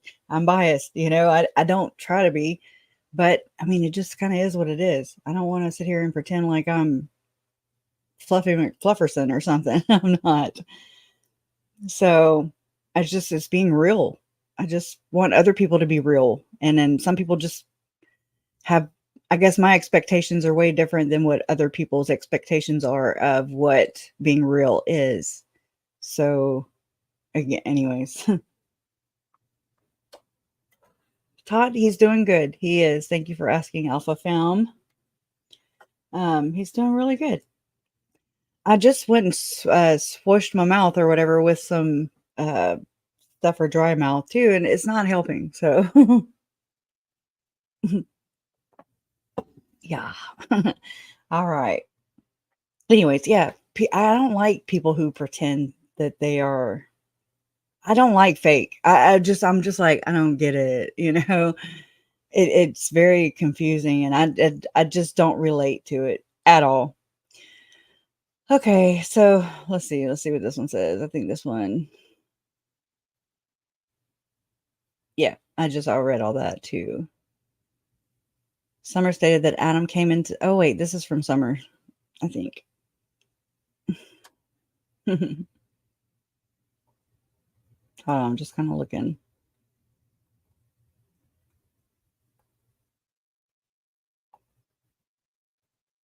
Oh yeah, because it said in this report right here, it said that Summer is an unwitting witness, or let me look at this term again. Unwitting participant is what the definition was. I mean, I looked it up. I was like, what's an unwitting participant? And it's what it said from the detective in the documents. If you describe a person or their actions as unwitting, you mean that the person does something or is involved in something without realizing it. Okay. So, I was looking further into what that meant, right? So let's see. Ooh. I don't know where it went. Okay, let me just go look it up. Page 459. All right, told you I'm imperfect. Welcome to my life. Let me go back here. 2 of 2. All right, share this tab. Okay. So this is Summer's interview. All right, here we go. Interview with Summer Shifflet. Okay. Page 457 of 1108. All right. Summer Shifflet is Lori Vallow's sister. On 10/1, so October 1st, 2020, at 9:55. So this is like a year later, a year after the kids were found at this point. So why are they just now interviewing her? Okay. First off, can we just ask that damn question? Why? All these people. Melanie Gibb, Zalema, Melanie Pulaski. Anyways, Summer Shifflet is Lori Vallow's sister. On 10/1 at 9:55 hours, she was interviewed at the Chandler Police Department by Detective Ray Hermosillo and Lieutenant Ron Ball. So that's where that interview will be. I do believe, I guess it'll be in Chandler too, because they do have it listed in their evidence. Okay. So I don't know. We'll have to wait on FOIA requests. Okay. So this is part of, that's what that tells me, is it's part of the investigation and it has not been released in video form, at least. Okay. Or audio. What was it? I didn't say. And look who she brought with her. Attorney Garrett Smith. The same attorney that got kicked out of the trial because, he was maybe telling Ian what to say and not say on the stand. Okay. So there's that. Same one. Zalema's lawyer. Same attorney. Same sleazy ass dude. Anyways. And if he's doing stuff like that in Idaho, I'm like, what the hell is he going to do in Arizona? He's very ballsy in my opinion. So, all right. It says Summer was accompanied by her attorney, Garrett Smith. I merely monitored this interview and had the detectives ask clarifying questions. At the beginning of the interview, Summer discussed her upbringing and family life. It was perfect. Everything was good. It was good. It was fine. What about burying hookers? You know what I'm saying? Like, that's not fine. There's things going on there that, anyways.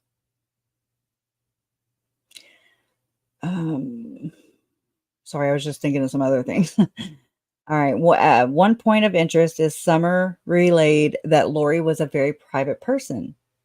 She indicated that she had been married several times and she was never invited to any of her weddings, right? When talking about Charles Vallow, Summer stated that she loved Charles. I mean, he could tell too, right? Can't y'all just see it and feel it? The love. She described him as nice and generous. They're all sure to include the generosity part. Again, it's skin deep, in my opinion. And it's as long as it's helping them or it goes to their benefit, that's where Charles is useful. Summer stated that in January of 2019, Lori called her and told her that she and Charles got into a fight. She stated that Lori was mad because she found out that Charles had other girlfriends and had been with prostitutes. Lori asked Summer not to answer any calls from Charles. So Summer's like, okay, you know. Summer did receive calls from Charles, and she stated that he was freaking out about Lori being gone. I don't think that's why he was freaking out. I mean, maybe that's part of it, but it's probably all the other things combined with that, you know. So Lori was obviously in Hawaii, is what that's telling me. Lori was probably in Hawaii on that however many day hiatus, you know, with Tylee some of the time. And they kind of stayed between Lori and, let's see, Lori and Tylee stayed between Alex's house in Santan Valley and over in Hawaii, right? And some of that time, Tylee was alone with Alex. Can you imagine that poor baby? Oh my God. Anyways, I mean, it just goes to the depravity that is involved here, because Alex is sitting there entertaining and basically being the guardian while while Lori goes and skips town to Hawaii, and then here you are, you're going to murder her in a couple months, you know?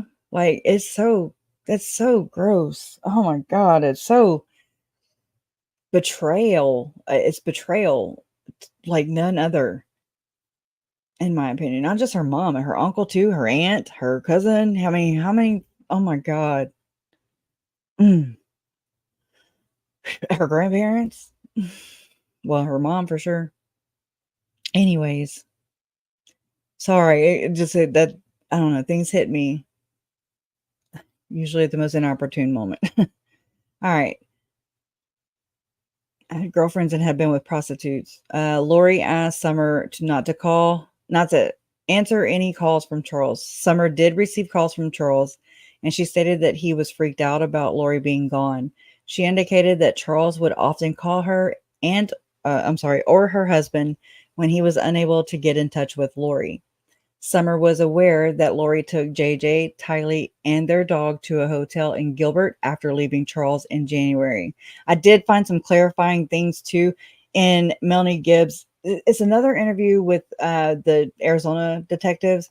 And the one that I've always gone back to visit was the other one with the Rexburg Police Department. But this one, there's a whole lot in there that, I mean, I'm just like, I didn't pay enough attention to. Like, it does show that Alex is the one who grabbed Charles's truck from the airport and hit it. Okay. But Melanie Gibb fails to tell everybody in other testimonies and other interviews and things of that sort that she actually rode with Lori to move it again. Okay, so not only had his truck once, not twice, but the second time, and not only that, but she was there whenever Lori was boxing up Charles's clothes and dropping them off. She said DI at first, then she said Goodwill. And I'm just like, oh my God, And then, anyways, that's Melanie Gibb, though, and that's a whole nother story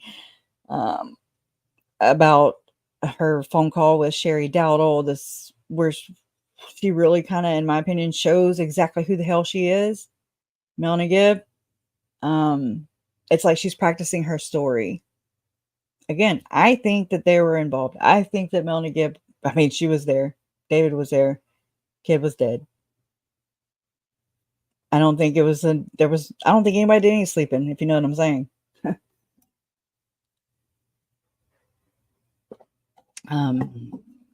Anyways, all right. But, oh, there was something on that too. What was it? It had to do with Melanie. She had looking through all these things too. Melanie Gibb had testified at the hearings that were going on between Melanie Boudreaux Pulowski and Brandon Boudreaux. Y'all remember 2020. And so even in that interview with Arizona detectives, Melanie Gibb was like, I can't share too much, because it's obviously she can't share what she's going to share, I guess, whenever she appeared in court to testify about the religious beliefs, right? So we'll hear about that too, hopefully. Anyways, all right, back to the Summer. All right, she indicated that Charles would often. Okay, I already said all that. Summer was aware that Lori took JJ Tiley and their dog to a hotel in Gilbert after leaving Charles in January. Only it was January 30th, 31st, and then Lori just is like, "Hey, Ned." It was like while he was away on a business trip that she would arrange. She would arrange his business trips. So she canceled it too, right? And anyways, that's when he had to rely on the bishop, Gabe Bonilla, to help him out. And then, I mean, oh my God, right? It turns out the Gabe Bonilla, sorry, is Jason Mal's illustrator. And actually, Melanie Gibbs said in that interview I was just telling y'all about, Arizona detectives, that he published her book as well as Jason. She said that Gabe Bonilla is Jason Mal's publisher, and she said, and he published my book. And I was like, oh, well, that's something I didn't know. Just, it's interesting, these ties that bind, and I'm using their language, the binding, right? It'll come out more and more. She was also aware that blank, Adam's son, took Charles's truck. So here she's Summer saying that Zach took Charles's truck from the airport for Lori while Charles was out of town. I remember it was Alex, so whatever. Summer indicated that her relationship with her brother Adam was good before all of this happened between Charles and Lori. Summer indicated that her relationship with her brother Adam was good before all this happened between Charles and Lori. So it was not good after that, right? She indicated that Adam was 100%. What's up with these people and their freaking percentages? Okay. Oh my God, it's eerie. She indicated that Adam was 100% helping Charles. Me, right? Summer stated that from her vantage point, oh boy, it's a vantage point, Charles seemed to be in the wrong. He was dark, basically. Charles seemed to be in the wrong as Charles was freaking out and Lori was calm. So, okay. Narcissist. You ever heard of them? Anyways, she added that Charles was telling her that Lori was crazy, because she was. The bitch was crazy. Okay. And she needed help. Summer indicated that Lori talked to her about her religious beliefs, but nothing that was crazy as Charles was reporting. Put a pin in that. During this interview, Summer stated that she now realized that everything Lori ever told her, she never got the other side of the story. However, everything that was shown to her supported what was being told to her. So no evidence means evidence, right? Because Summer indicated that Lori talked to her about her religious beliefs, but nothing was crazy as Charles was reporting. So that's alarming to me right there, that statement, because Summer was in on this, okay? She was in on it. And if it wasn't crazy, because it's not crazy to Mormons in the know, in my opinion. Anyways, just saying, I'm a God and I'm here to lead 144,000. And I mean, does anybody know if at CrimeCon did she go into this? I know that Trisha at Web Sleuths has the transcript or something, but I was just going to order the service and then go in there and screen record it and then cancel it. But I haven't done that yet. But I mean, does Summer talk about the religious beliefs? Or you know, I'm just saying, I just want to know. During this interview, Summer stated that now she was realizing, okay, I already said all that. All right. Summer reported that she never saw any signs of distress in Charles and Lori's marriage. When Lori left Charles in January, this was the first time she learned of any problems between the two of them. I'm sure they had problems throughout. Just saying. Lori told Summer that Charles was cheating on her, which caused her to leave. Okay. It's that damn Chad Daybell's fault. Summer indicated that to hear Charles was cheating on Lori was crazy to her, because it was crazy. She added that Charles loved Lori and explained that Charles was all over her, wanting her attention when he would come back from his business trips.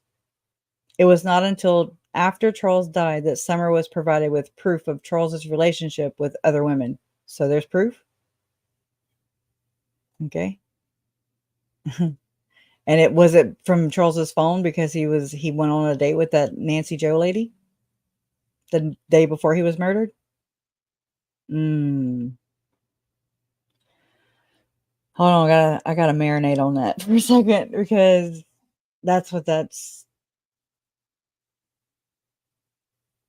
it would have to be. It would have to be. I mean, if you're, going on a date, you text them, hey, ready, meet me here, whatever. And if when Lori saw that the day Charles was murdered, because the cops didn't pick the phone up yet, to me, that's where that's the only way you're going to see that kind of stuff.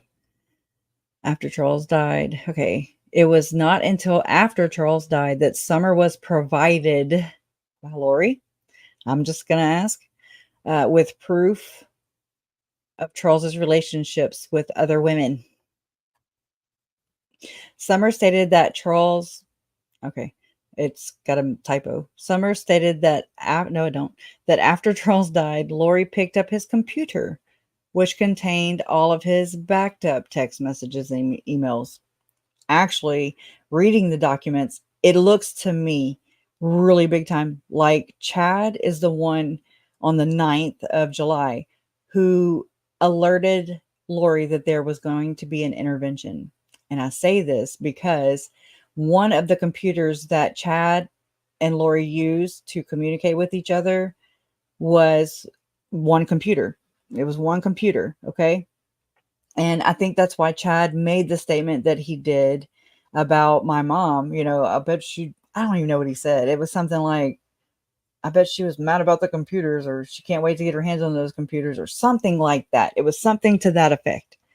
And this is during the text conversation between Lori and Chad when she says, hey, I'm not getting the $1 million life insurance policy. And then she sends mom a text and she's like, and mom is Kay, I'm sorry. Kay Woodcock, she sends her a text saying 5 kids and the sister gets it all, blah, blah, blah, and just that's happening when really in all actuality, they're the ones that are doing the cheating and the lying and the deception and manipulating one another. Stupid. Okay. And so if that's the case, and I will read that before I end today, because I found it fascinating. It was in the last synopsis in this 1108 page report, the FOIA docs. Okay. Which I do have the link down below, so you can see for yourself. And anyway, so let's get through this, and then that's just interesting to me because, oh yeah, sorry. So what it appeared to me as is that Chad is the one who alerted Lori that there was going to be an intervention. Okay, that Charles was coming into town, that Adam, I don't know if it said anything. I'm sure he could see that too. But Chad was, what I'm gleaning from it, and I could be wrong, but this is just me. This is my take. The links down below, you can get your own take and let me know, how you perceive it. But it appears that Chad was intercepting the messages, so to speak. Okay, so him and Lori were sharing this computer. I'm assuming it was her and Charles's, okay? But so the iCloud stuff, right? And so so that Chad could intercept whenever Charles contacted Tammy. And then Charles was going to meet with Tammy on July 1st, 2019. Okay. But the detectives, in my opinion, this is my take on it. The detectives seem to think that Charles was sending messages to Tammy. We know they got deleted out of her work email, but they were, well, I don't think they could tell if they had been read or not. I want to say, but I'm trying to stay on this. So whenever Charles would send Tammy an email and or a text message through his iCloud account, Chad was able to see it. Do you see what I'm saying? So Chad knew that Charles was planning for Adam to come in for them to do an intervention. Okay, this is huge to me. This is huge. And I'm like, why is his ass not in Arizona right now? Because he needs to be. It's waiting for him. Because he orchestrated it all right, for sure. And with right there with his partners. So I'm sorry, I'm pointing and I'm doing my own little visual show right here. But so there was one part where the detective said that the detective contacted Charles's business partner, okay? And there's a whole different service that company uses. And so he got the the data and everything, how they file for evidence, all the downloads and everything that happened on every device, so to speak. So I think that's going to have some damning stuff in it, actually. That's how I see it, at least. So, Chad was orchestrating all this in conjunction with Lori, with Adam. I'm sorry, with Alex, with probably Melanie Pulaski too. I noticed in the reports between, for the Gilbert documents, the Gilbert police report for Brandon, they said in that report, I'd read that Melanie Pulaski had blocked Charles's phone number from Brandon's Samsung device. Okay. And anyways, the way it was worded, I was just like, oh, hell. That's what I told you a while back. I think the trial was still going on. I was like, oh my God, I'm going to leave y'all with a cliffhanger, because to me, it looks like it is a conspiracy all the way around. So I don't know. The only thing I'm trying to understand is like, why is Melanie walking free? Why has she not been arrested? And to what degree is she going to quote unquote cooperate or what percentage, I'll use their terms, what percentage is she in this, because to me, it just, again, that's just me. That's my take on the docs as a whole, as of right now. So anyways, let me continue. It was not until after Charles died that Summer was provided with proof of Charles's relationship with other women. Summer stated that after Charles died, Lori picked up his computer, which contained all of his backed up text messages and emails. Lori showed Summer text messages from other women, as well as receipts indicating that he was buying things for other women. Well, good for him.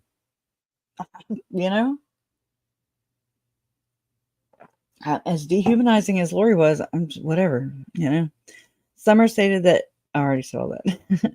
Summer informed investigators that Charles and Tylee never had a relationship with each other. She believed that Charles wanted all of Lori's attention, and this caused strife between Charles and Tylee. I think Lori caused strife between Charles and everybody, and Tylee and everybody, and JJ and everybody, and Colby and everybody. I think she's the problem. Summer described Tylee as sassy. She added that Charles and Tylee would fight often. She mentioned one incident that Tylee actually recorded on her phone. After Lori left in January, Tylee was staying with Alex. Charles came over to Alex's house looking for Lori. It was at this time that Charles began to argue with Tylee and said mean things to her. And I hope not. And I'm just like, oh God. Oh, this is hard, y'all. Because I mean, I don't condone that, but I'm not saying I haven't been through stuff like this before. You know what I'm saying? Nothing like this, but where I say things in the heat of the moment. Like I have to be pushed so far, and then once I get there, I'm just like, I don't know. It's not nice, and I'm not proud about it at all. But anyways, it's got to be frustrating. It had to have been frustrating for all of them who were in the chaos of Lori and or Chad and friends. She added that Charles and Talia would fight. Okay. Blah, blah, blah. After Lori left Alex and Talia was staying with Alex. The murderer. Charles came over to Alex's house looking for Lori. It was at the time. I already saw this. Okay. Was treating Talia in a video. Okay, hold on. Where was that? It was at this time that Charles began to argue with Tylee and said mean things to her. Summer saw this video when having lunch with Tylee and Alex. So it had to have been on Tylee's phone, right? They got that. Or Idaho does, I guess. Okay, and she began to cry at how Charles was treating Tylee in the video. Again, when asked to describe the relationship between Tylee and JJ, Summer indicated that they were very close. As learned through prior interviews, Tylee took care of JJ often and loved him very much. Summer mentioned that Tylee had to have been killed first because she would have never let anything bad happen to JJ. Yeah. It's hard to read those comments too that are like, if Tylee wouldn't have felt compelled to protect JJ, that she wouldn't have gotten murdered. And I'm just like, huh? I don't get it because I'm just like, oh my God, it wasn't JJ's fault. It wasn't Tylee's fault. It was all these assholes, all these murderers, child murderers, right? Anyways, Summer also talked about the relationship between Alex and Charles. She indicated that Alex was very close to Charles. They even hung out on the weekends. Summer recalled seeing Charles's final. What? Oh. Summer recalled seeing Charles's final will and testament after he died. In this document, so that would be the insurance, right? Charles stated that he wanted to be cremated. Oh. And that he did not want to have a service. What the fuck? I'm gonna say that because I mean, does this so she could justify why she didn't go to the service we held for him here in Lake Charles? And I mean, I influenced my mom to ask this about Lori to Lori. I'm talking about Lori. Whenever my Uncle Charles was murdered, I went to the it's called La Berge de Lac. It's a casino and resort. And my mom and Larry gave me like free comps or whatever. Every other month I could go to the hair salon there and you either get a hair treatment or a hair coloring. So I went there to get my hair colored. And so my mom came down to the salon, okay? And we were talking about all the stuff that had just happened with Uncle Charles, right? I mean, it devastated. It broke me. It really did. It shook me to my core. And I mean, just all systems were open and I'd go. I was hyper vigilant and it really did affect me big time. And then knowing that, there's kids involved, knowing all these things, and you can't just go kidnap kids and although she shot Uncle Charles or had ambushed Uncle Charles in conspiracy with her brother there, Alex, then you're just like, okay, they won't hurt the kids, like I'm sure I don't remember actually going through this dialogue in my head, but I'm sure I did. It's a blur. It's a big blur. It's traumatizing too. But so my mom had came to see me in the salon, and after my hair was done, I just kind of walked with her kind of back towards the casino before I left, and I was like, Mom, I was like, you need to invite Lori to the celebration of life that we're going to have. I think it was August 3rd of 2020. And she was like, I don't want her to come. And I was like, I don't want her to freaking come either. She ain't gonna. She will not come. Trust me, she will not go to that at all. And I'm like, either way, it gives you an answer. Either way, it's like, here is another instance where Lori was just a total bitch and meant for this to happen. She meant for Charles to die, basically. So, but I remember that conversation with my mom, and I mean, it was good to know that, that evidence or whatever came out in the trial, because, you kind of, even though Mom didn't want her to go, I mean, I understand, I didn't want her to go either. And if she did, come on to the bayou, girl. You know what I'm saying? Come over here on my turf. Anyways, that's me just talking shit, but all right. But that's interesting right there, how Summer recalled seeing Charles's final will. He didn't have one, I don't believe. I really don't believe so. Because Mom was like, this is what Charles did for a living. But you know how it's like mechanics, their vehicles always broke down. Plumbers always have broke down plumbing. Kind of what you do all day, you don't really tend to do and take care of at home. So, I mean, that's kind of the same thing. So I don't know for sure, but I'll ask. Okay, Charles stated that he wanted to be cremated and he did not want to have a service. Again, whatever. Charles mentioned 4 friends in this document, and Alex was one of them. Now, okay. Summer indicated that that this relationship between Alex and Charles obviously changed when Lori left Charles in January. So what'd the kids do to Alex? They pissed him off? Must have. Anyways, Summer told investigators that Alex was excommunicated from the church twice because he could not live by the standards of the church. Alex had a difficult time with sexual behaviors, I'd say. And when she allegedly 15? Mm. Mm-hmm. I mean, that just, oh my God. I'm just keeping it all in here though. Yes. Summer even knew that because of this addiction, sex addiction. Okay, here we go. Call in Jody Hildebrandt. Call in David Hamblin. Call Tom Harrison. Call the Mormon therapist. Who are, anyways. And I wonder if that's why, I mean, in the very beginnings of the case, y'all, do y'all remember, I want to say it was on We Saw the Devil, which I love, right? I love We Saw the Devil. But they had talked to one of Zalema's, I want to say bosses or something.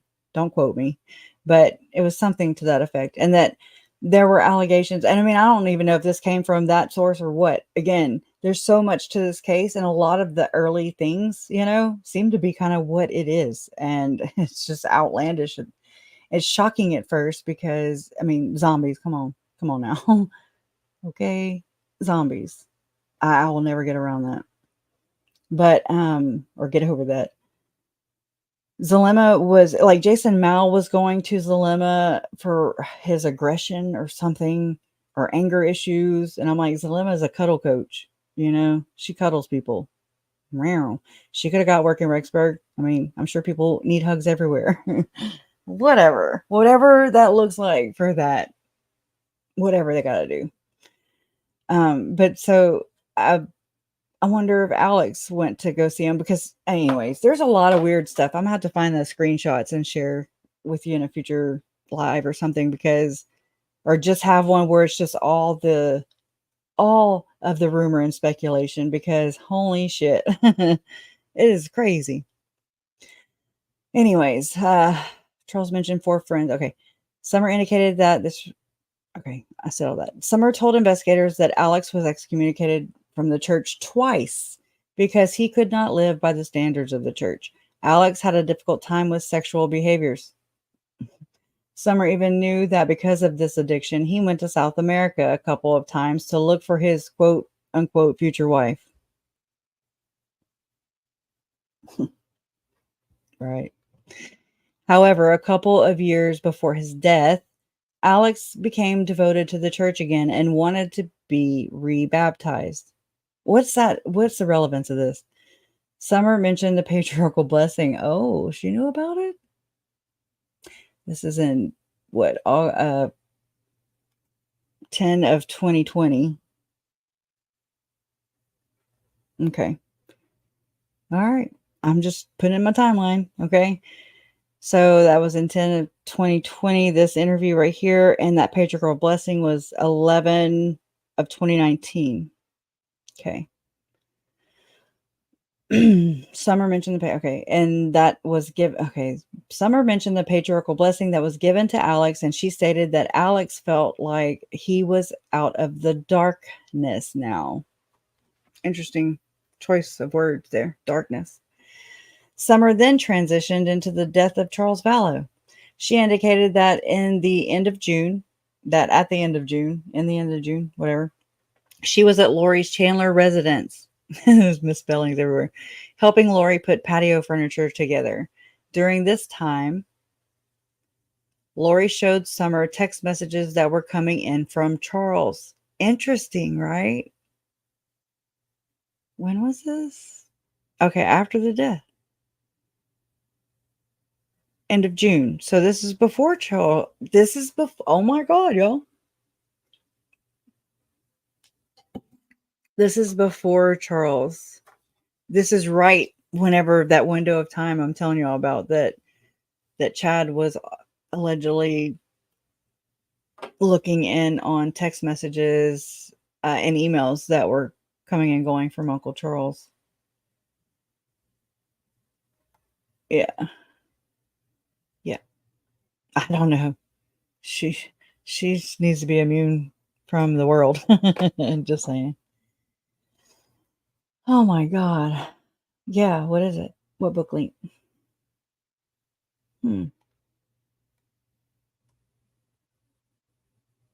Yeah.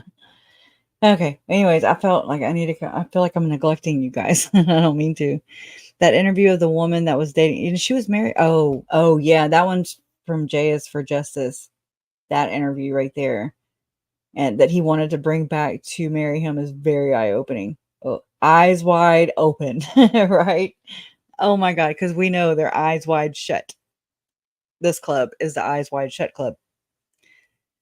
And I mean, that gives credence to just that what I just said, eyes wide open, eyes wide shut, and how Julie Rowe kind of whatever. Her and Chad kind of went their own little ways, and then she come out with a whole podcast named Eyes Wide Open, and I'm just like, she was in the secret society too. I'm wondering when Lori began accusing. That's true, huh? That's true because that would give us insight as to how long the affair has been going. If it's been going on longer or before Chad, or has the affair been going on longer? Yeah, I think so. Yeah. Oh, you did watch the interview, the CrimeCon one? Damn it! I need to find it. I want to at least look at the transcript or something. I'll order it. But anyways, let me get back to the docs because they're not going to read themselves, right? Okay. Okay. So I'm going to start right here again. Summer then transitioned into the death of Charles Vallow. She indicated that in the end of June, she was at Lori's Chandler residence helping Lori put patio furniture together, I guess in the new house, right? That Uncle Charles rented $4,500 a month, right? For Lori to be close to her family, her enablers, right? That would get him killed and then his kids killed. Oh my God. During this time, Lori showed Summer text messages that were coming in from Charles. These text messages ranged from Charles wanting to talk. Oh, unless it's her text messages. Okay, I don't know. So hold off on all that last stuff I just said. Lori showed Summer text messages that were coming in from Charles. These text messages range from Charles wanting to talk about a bill to telling Lori that her, quote, end is coming and days are numbered, end quote. Summer told Lori that these texts were not okay. Okay. Neither is saying that I'm going to kill you, I'm going to murder you, and have someone here to dispose of the body. Just saying. Lori told Summer that he was just on a rant and it would be fine. She knew it was going to be fine. Lori did. In the following days and weeks, Summer became aware that her brother Adam was coming to Arizona. I wonder how. Adam reached out. Well, we'll find out, right? Adam reached out to Alex, asking to stay at his house. Summer indicated that this was weird. Well, how would she know unless Alex told her, because Adam called Alex, right? Mm-hmm.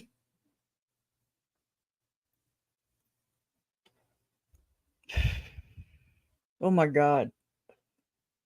It's so petty, but it's also so relevant. Summer indicated that this was weird because he had never asked to stay with Alex before. Summer also felt it was weird that Adam and Charles were coming into town on the same day. She was scared to death that they were going to do something. Summer was scheduled to go to New York when Adam and Charles arrived.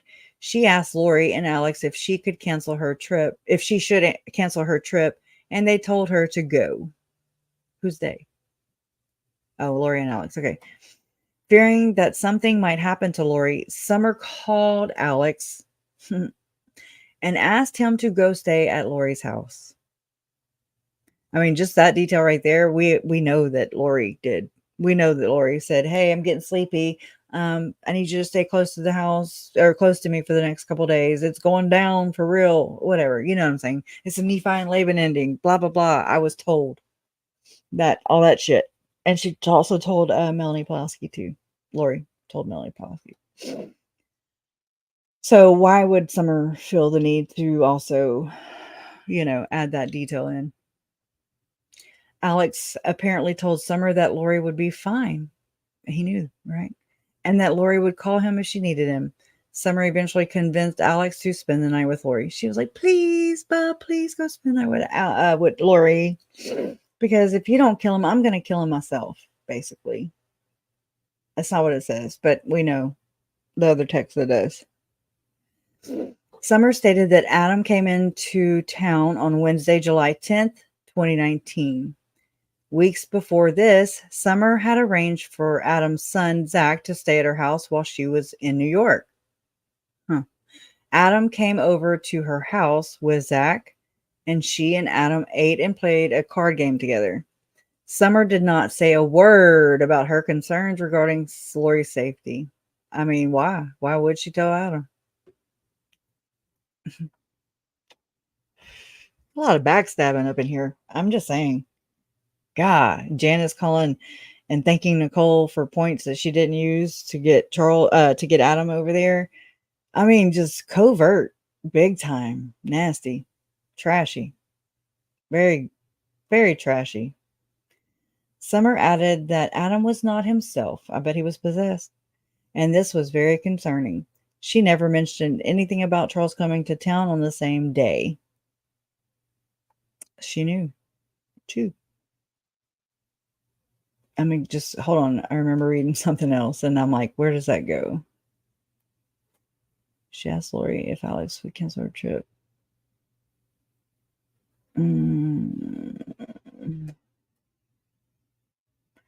Yeah, Summer felt it weird that Charles and Adam were coming to town on the same day. And then down here, Summer did not say a word about her concerns regarding Lori's safety. Why didn't she call the police then? Summer asked Adam why he came to Arizona, and she stated that he was very awkward with his answer. Summer added that Adam was not himself, and this was very concerning. She never mentioned anything about Charles coming to town on the same day. Summer felt that something was up, but she did not know what. During the interview, Summer produced her cell phone and shared text messages between her and Alex. Lieutenant Ball read these text messages out loud on recording. So we know there's an audio for sure. So will that not be able to? Well, no, the Chandler cop was there too. So I'm thinking of the other stuff that Judge Boyce said couldn't come to Arizona. That's what I'm evidence. Okay. On July 9th, 2019, also on July 9th, 2019, Chad Daybell made an appearance on Stepping into Freedom podcast. That's the other guy whose wife died. Same month as Tammy, same year as Tammy. Paul Pulsifer that commented under Melanie Gibbs, whatever, and he was saying, he said something about thanks for the harvest or thanks for whatever, because I do think they meet at these things and they do sacrificial shit. There you go. Okay. I said it. I really do. Paul Pulsifer. That's his name. But anyway, so Chad Daybell did a podcast with Paul Pulsifer, and the whole theme of it was patience. It was July 9th, 2019. That's the same day that Chad Daybell told Lori that Charles had emailed that he was planning this intervention and that he emailed Tammy, and Chad wiped, had wiped that email to Tammy. This just came through my head. Okay. And I'm like, what if Chad was sending the email acting like he was Tammy to Charles, and then that they were going to meet on July 1st, 2019,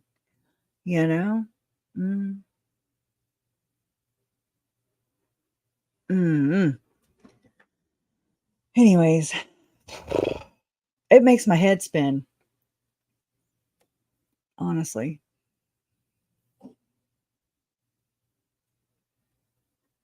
Sorry, I'm just thinking. I'm processing it. Okay, on July 9, 2019, Alex sent Summer a text asking if Alex could stay in her downstairs bedroom. What? Adam? Or Alex? Adam, probably. Alex sent Summer a text asking if Alex, I'm going to say Adam, could stay in her downstairs bedroom because he did not have a bed for him. Summer agreed that Adam or Zach could stay at her place. This arrangement was obviously being made as Alex was going to be staying with Lori. On July 11, 2019, Summer flew to New York. Before she left Phoenix, she sent Alex a text message stating, quote, "On the plane, anything yet?" Unquote. Alex did not respond. I wonder what time her plane took off. Okay, here we go. Alex did not respond. She would send another text to Alex when she arrived in New York around 10:19 p.m. Well, she asked Alex if anything had happened yet, as she was concerned that Adam and Charles were going to do something. This text was obviously after Charles had been killed. Alex responded by telling Summer to have fun and no worries. Summer stated that she felt that Alex and Lori were trying to protect her, so she didn't worry while she was on her trip. What's all of this advocating and protection shit? Okay. Don't do shady shit and you don't need it. Okay. After Summer returned from her trip, she was able to speak with Lori, Alex, and Tylee separately about what had occurred.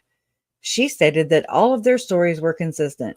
We know, we know, we watched, we heard, we listened, that none of this is right. None of the statements, right, are consistent. She was told that she was told that Charles came into the house to pick up JJ. Lori told Charles to take JJ to Burger King. I mean, bossy much, Lori told Charles to take JJ to Burger King for breakfast before school. JJ was apparently having a hard time in the morning and did not want to go with Charles. Charles finally got JJ into the car, but left his phone inside the house on the counter. This is a story that we got. Charles came back inside to get his phone, and he saw that Lori had his phone. Lori was looking at the text messages between Charles and Adam. When Charles saw that Lori, she already knew this because, Summer already knew that this was happening, that they were communicating, right? Right. Am I getting that wrong? So it wasn't because Lori shared with Summer those texts from the day Charles was murdered and Lori had his phone. She already knew that Adam and Charles were coming to town. That had to be communications in the iCloud, perhaps from that device that Lori and Chad were sharing to communicate. I don't know. I have to process things. Like, I'll have to, after this is over, I'll rewatch it and then I don't know. I have to process it. She was told, okay, when Charles saw that Lori was looking through his phone, his face turned rage red. That's in quotes. Lori stated that Charles came at her and she got scared and ran towards the room that Alex was sleeping in, yelling, "Don't touch me." Alex then woke up. Wrong. Alex stated that Charles was screaming at Lori and looking right past him. Tylee then came out of her room with her baseball bat. Tylee reportedly told Charles to leave her mom alone. Charles then struggled with Tylee to take the bat away from her, which caused her to fall on the floor. I heard this entire story, and that's initially what I heard. Alex told Summer, so it had to have come from Summer somehow. I don't know. I don't know how, because it was through my cousin Cole. My mom found out through that Uncle Charles had been murdered. You know, I'm just trying to trace those back. Source, I guess. Tylee reportedly told, Charles then struggled with Tylee to take the bat away from her, which caused her to fall to the floor. Alex told Summer that he thought Charles was going to hit Tylee with the bat, so he stepped in and grabbed Charles from behind. Charles and Alex then began to grapple. During this time, Alex stated that Charles hit him in the head with the bat. Lori then told Tylee to go outside with JJ, and she did. Where's that whole part where didn't Tylee run back in the house to get her mom's purse? Remember that? I don't even know where that's at. Is it in Tylee's statement, maybe? Summer reported that Alex was a truck driver and always carried a gun on him. And Lori knew that, and Summer knows that, and Adam knew that. And so, okay. If he's homicidal, I mean, anyways, he thought that Charles would leave if he saw he had the gun. Charles then came after Alex with the bat, so Alex shot him. Summer indicated that she doesn't know what is true. However, that's true, huh? However, she does believe Tylee. I do too. She saw the trauma this has caused her. I can't even imagine. I can't even imagine. Tylee told Summer that she heard a loud noise that sounded like a bat hitting the floor or a shot being fired. Tylee, however, was not inside to see anything. After hearing the shot, she heard her mom scream. She did not know if someone had been hit with the bat or had been shot. This would put Lori on the inside, if you ask me.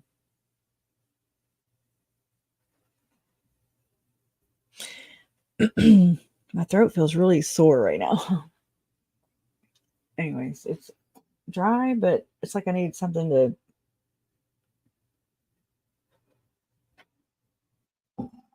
all the water, too. I'm going to have to go to the bathroom again. Anyways. Let's see. Lori then told Tylee to go outside with JJ, and she did. Alex told Summer that Charles was tossing him around like a pancake. Alex and Charles separated, and Alex went to get his gun from the bedroom. Oh, I skipped all that. What? I said all this before, but I don't remember reading that part. Summer reported that Alex was a truck driver and always carried a gun on him. Okay. Let me go back down to the bottom of the paragraph. She did not know if someone had been hit with the bat or had been shot. That's Tylee, right? Sorry, I suck at keeping up with it. Lori told Summer that after the shooting, she took Tylee and JJ away from the house. She took the rental car that Charles had, loaded JJ into... I'm sorry, let me say that a different way. She took the rental car that that Charles had loaded JJ into and drove to Burger King to get JJ food. She and Tylee then took JJ to school. Lori told her that they left the house without shoes, right? So they also stopped to buy some flip-flops, which we saw the video of that in Chad's trial. They then returned to the house and spoke with police. Summer agreed that Lori's actions were weird. And the other thing that's weird too, y'all, is you know how they say Frozen a lot, like Chad, Lori, Garth, and I want to say, oh yeah, Melanie too, Melanie Gibb. But you know how Chad gets on the phone with 911 the morning that the morning that they were reporting Tammy's death, and Chad says, "Hello, I'm Chad, the husband." You know, well, whenever Lori and Tylee are walking up to the scene after Charles had been murdered, Lori tells the cop initially, like the first thing she said was like, "Hi, I'm the wife and the mom," and I'm just like, that's weird. It's a little different. I'm gonna take a potty break, but ah, I hate when you click on a tab and it just comes out the gate and it's somebody talking or it plays, and it scares the shit out of me. Here, I will play this interview right here. Oh, look at that face right there. My eye. If looks could kill, huh? Anyway, so while I go potty, I'm gonna press play and I'll be right back. Well, we have a goal, All right, as long as you're rolling, I'm gonna so we're just gonna do our goal. Yeah. Tell the truth. Yeah, I'm rolling. And you've had. Hold on a second. Why do you think it's important to sit down and do this interview? I think it's important Thank you. because Lori has been portrayed a particular way in the media this far as a monster, a heartless villain that's just after money, and that couldn't be further from the truth of who she really is. I think it's unfair that she's been treated the way that she has been, and I'm really hoping that by us speaking out that people might soften their hearts a little bit towards her and help see that she's really a loving, sweet, warm person, and she's more beautiful on the inside than she is on the outside. She's just a loving, wonderful person. How difficult has this been for you? It's probably the worst thing that has ever happened in our family. I hate to see it like this. I know the truth about Lori. I know how loving she is. I don't have the answers about the children. I love those two kids with all my heart. Tylee and JJ, they're two of the loves of my life. And I know that Lori has always protected them. If everyone knew how far she had gone to protect them their whole lives. I don't know where the children are, but she felt like she was keeping them safe. That's the impression she gave us. You're her mom, and she cut off communication, and you don't know where your grandchildren are. That's gotta seem strange. It does, but she said, I'm not going to be able to tell you everything. She did have some major fears that were real to her. She didn't share them all with me. She felt like in her mind that she was protecting us in her mind, but it didn't turn out that way. I did talk to a friend of hers in Hawaii that was a mutual friend, and she said she was going to see her at church. Lori was going to go to church in Kauai. And I said, well, if you talk to her, tell her that her mom thinks she should put the kids in a room with today's date, take a picture, and send it to the police. Please, that's my advice as her mother. That would solve a lot of problems. Why won't she do it? I don't know. And to me, that's what I would do. Summer, do you think that she is guilty of the things that she is accused of? No, I don't, not even a little bit. I know for a fact that she did not conspire to kill Charles in any way, shape, or form. I spent a lot of time with Lori and Alex leading up to Charles' death, and I know that there was never any kind of discussion like that about it. Charles texted probably 20 or 30 times, ranging from, I swear I'll be nice, please call me, to your end is coming soon. So I saw a lot of threatening texts from him. If Alex hadn't have been there, I think Lori and Tylee would have been on the news for a very different reason. You asked Alex to go to the house that morning. Yes, I did. I asked Alex the day before Charles was coming if he would please go stay with Lori. He said, Lori's going to be fine. She can call me if she needs me. And I said, please, I have a very sick feeling in my stomach. Please just go stay there. I was going out of town and I didn't feel safe with Charles coming into town after the things I had read. So I said, will you please just go stay there? And if you're there, then maybe nothing will happen. And that's what I thought. I thought it would just be a deterrent from trouble. What was your reaction when you heard what happened that morning? Shock. And I think they were in shock. I was in shock. I found out Friday evening, and I was in shock that that had transpired. But I was very grateful also because I know that it would have had a very different outcome had Alex not been there. And I'm sad that that happened. I didn't want that to happen. I feel for his family. I understand what it feels like to lose a brother. It's not fun. And so I don't wish that on them by any means, but that right there, I know what it's like to lose a brother. And I'm like, the whole time you're attacking my mom, the whole time you are setting Charles up, and ultimately Tylee and JJ too, you don't get this, in my opinion. That is where I draw the fucking line, and that you're way over the line, Summer. I know what it's like to lose a brother, a murderer brother that killed everybody. Okay. Going back. Yes, this is Janice and Summer, Lori's and Alex's mom. But I mean, so another thing, why is she going and attending, going with Melanie Pulowski to show up at her court appearances? You know, is she going to be trying to figure out who to back with Brandon's attempt on his life, you know, with that whole court case going on? If Melanie has to go or is ever charged, you know what I'm saying? Oh, it's pissing me off. Friday evening, and I was in shock that that had transpired, but I was very grateful. She found out Friday evening. Wait, what? Hold on. Then, and that's what I thought. I thought it would just be a deterrent from trouble. What was your reaction when you heard what happened that morning? Shock. And I think they were in shock. I was in shock. I found out Friday evening, and I was in shock that that had transpired. But I was very grateful also because I know that it would have had a very different outcome had Alex not been there. No, it wouldn't have. Nobody would have died because Charles wasn't going over there to kill anybody. You're the one with the murderous freaking siblings, okay? Straight up. And I'm sad that that happened. I didn't want that to happen. I feel for his Don't feel family. sad. You don't know, Summer.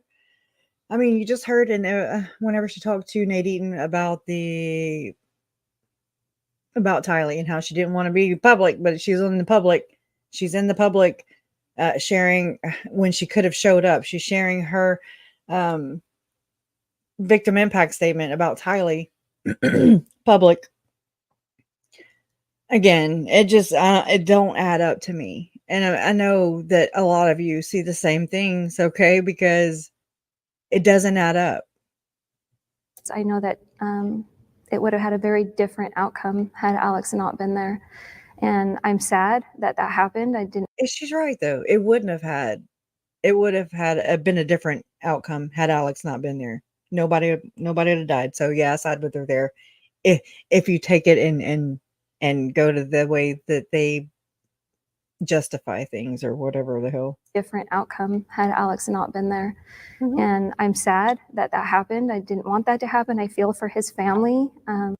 Says the person who's like, you want me to go kill him myself? Edgar wouldn't have missed about for Brandon. I mean, just come on. I understand what it feels like to lose a brother. It's not fun. I don't care. And so I don't wish that on them by any means, but he was here with an agenda. He was here causing the trouble. She was not trying to go after him. He was here bugging her. Are you high? I mean, it would be the only thing that would explain what is coming out of her mouth right here. If she was high on something. I understand what it feels like to lose a brother. It's not fun. And so I don't wish that on them by any means, but he was here with an agenda. He was here causing the trouble. She was not trying to go after him. He was here bugging her. Janice, Alex. I mean, I wonder what her rebuttal for that was, if she even addressed it. Alex was your son. At CrimeCon. And He has been described as the family hitman. I can't help but laugh. Alex is the most laid back person. Wow. He's been funny his whole life. He was protective of, Hilarious. very protective of Kobe and Tylee. Very protective. Oh, he so said, I tasered a pedophile. And so he said, I'm willing to admit it. He's always owned up to anything he's done wrong. He certainly wasn't perfect, but he doesn't have the intensity of a hitman. He doesn't have the desire to be hit. He doesn't think that death solves anything. When's the last time? Oh my, I wonder, oh man. Wonder what they're saying after all this. Chad, besides it's Chad Daybell's fault. Okay, no, it's mob mentality, your family, your dynamics, the way y'all go about things so passive aggressively, how y'all don't confront things and you just sweep them under the rug, and then that rug turns into a freaking mountain that you cannot move. Okay, and here we are. Here we are. Okay, here the hell we are. Time you communicated with Tylee? August, before they moved, was the last time I saw her. And then I texted with her a couple times, but the last time I texted with her was September 24th on her birthday. And she responded and said, thank you, Sammy, love you. Happy birthday to you too. And that date is Lori. significant because the FBI says that she has not been seen since the beginning of September. Do you believe that that was Tylee who was texting you back? I don't really have any way to know. I like to believe that it is. But I really don't have any way to know. It could be either way. But as far as I know, it was her. I don't have any reason to think otherwise. Are you defending Lori because she's your daughter and she's your sister? Or are you defending her because you really think that she did nothing wrong? We really think that she did nothing wrong. She's had some bad judgment. She's married a few men that we didn't care for. She'll be the first to say that she's made a lot of mistakes and she's paid high prices for those mistakes. She is a very humble person. She doesn't blame other people. She takes responsibility for herself. What? So what is the scenario that Tylee and JJ are still alive? Well, to us, we believe they are because we know Lori. And we have seen her dedication. His mother had been drug mother. He was born addicted to drugs. That's nothing. And he only weighed 1 pound, 9 ounces. And they didn't know, of course, then that he was autistic. But she was dedicated to him from the moment he came home. Are they in a bunker somewhere? Are Until they with they friends? serve your purpose. Where do you think they are? We don't know. We wish we knew. We don't know. But we also don't know what Lori has been through. She was being threatened. She was being followed. She had reasons for doing what she did. And we don't know everything that she's been through or why she's doing things the way that she's doing them now.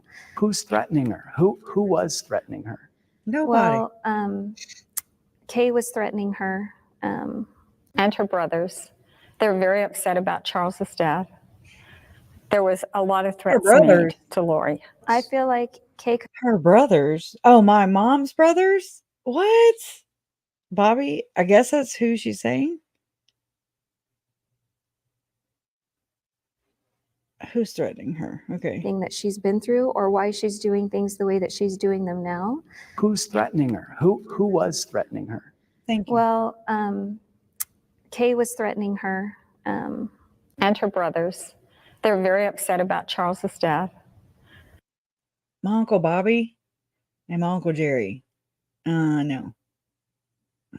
There was a lot of threats made to Lori. I feel like Kay could have handled this a lot of different ways. And she could have gone and filed. The way you handled it? I mean, if she would have contributed to the deaths as far as like saying, hey, I'll be a lookout. I mean, just doing some really sketchy shit. No, that's what you do. Court for JJ. She could have done things a lot of ways. She did this very strategically and deliberately. This is somebody who's hurting and in pain because she's lost her brother. And I understand that. But this is a revenge situation. This is not a correct. This is something Summer just said it right there. It's a revenge situation. This is not. Oh my God. I haven't seen this in a hot minute. Like all of it, you know? A lot of different ways. And she could have gone and filed in court for JJ. She could have done things. You could have showed up for the damn victim impact statement for your niece, but here we are. Here you are. You know. My parents went through the police. And so she is shunning my mom and Larry, basically, and my whole fucking, I'm sorry, I'm cussing way too much, I'm sorry, and my whole family for, I mean, it was a horrible time after Uncle Charles was murdered.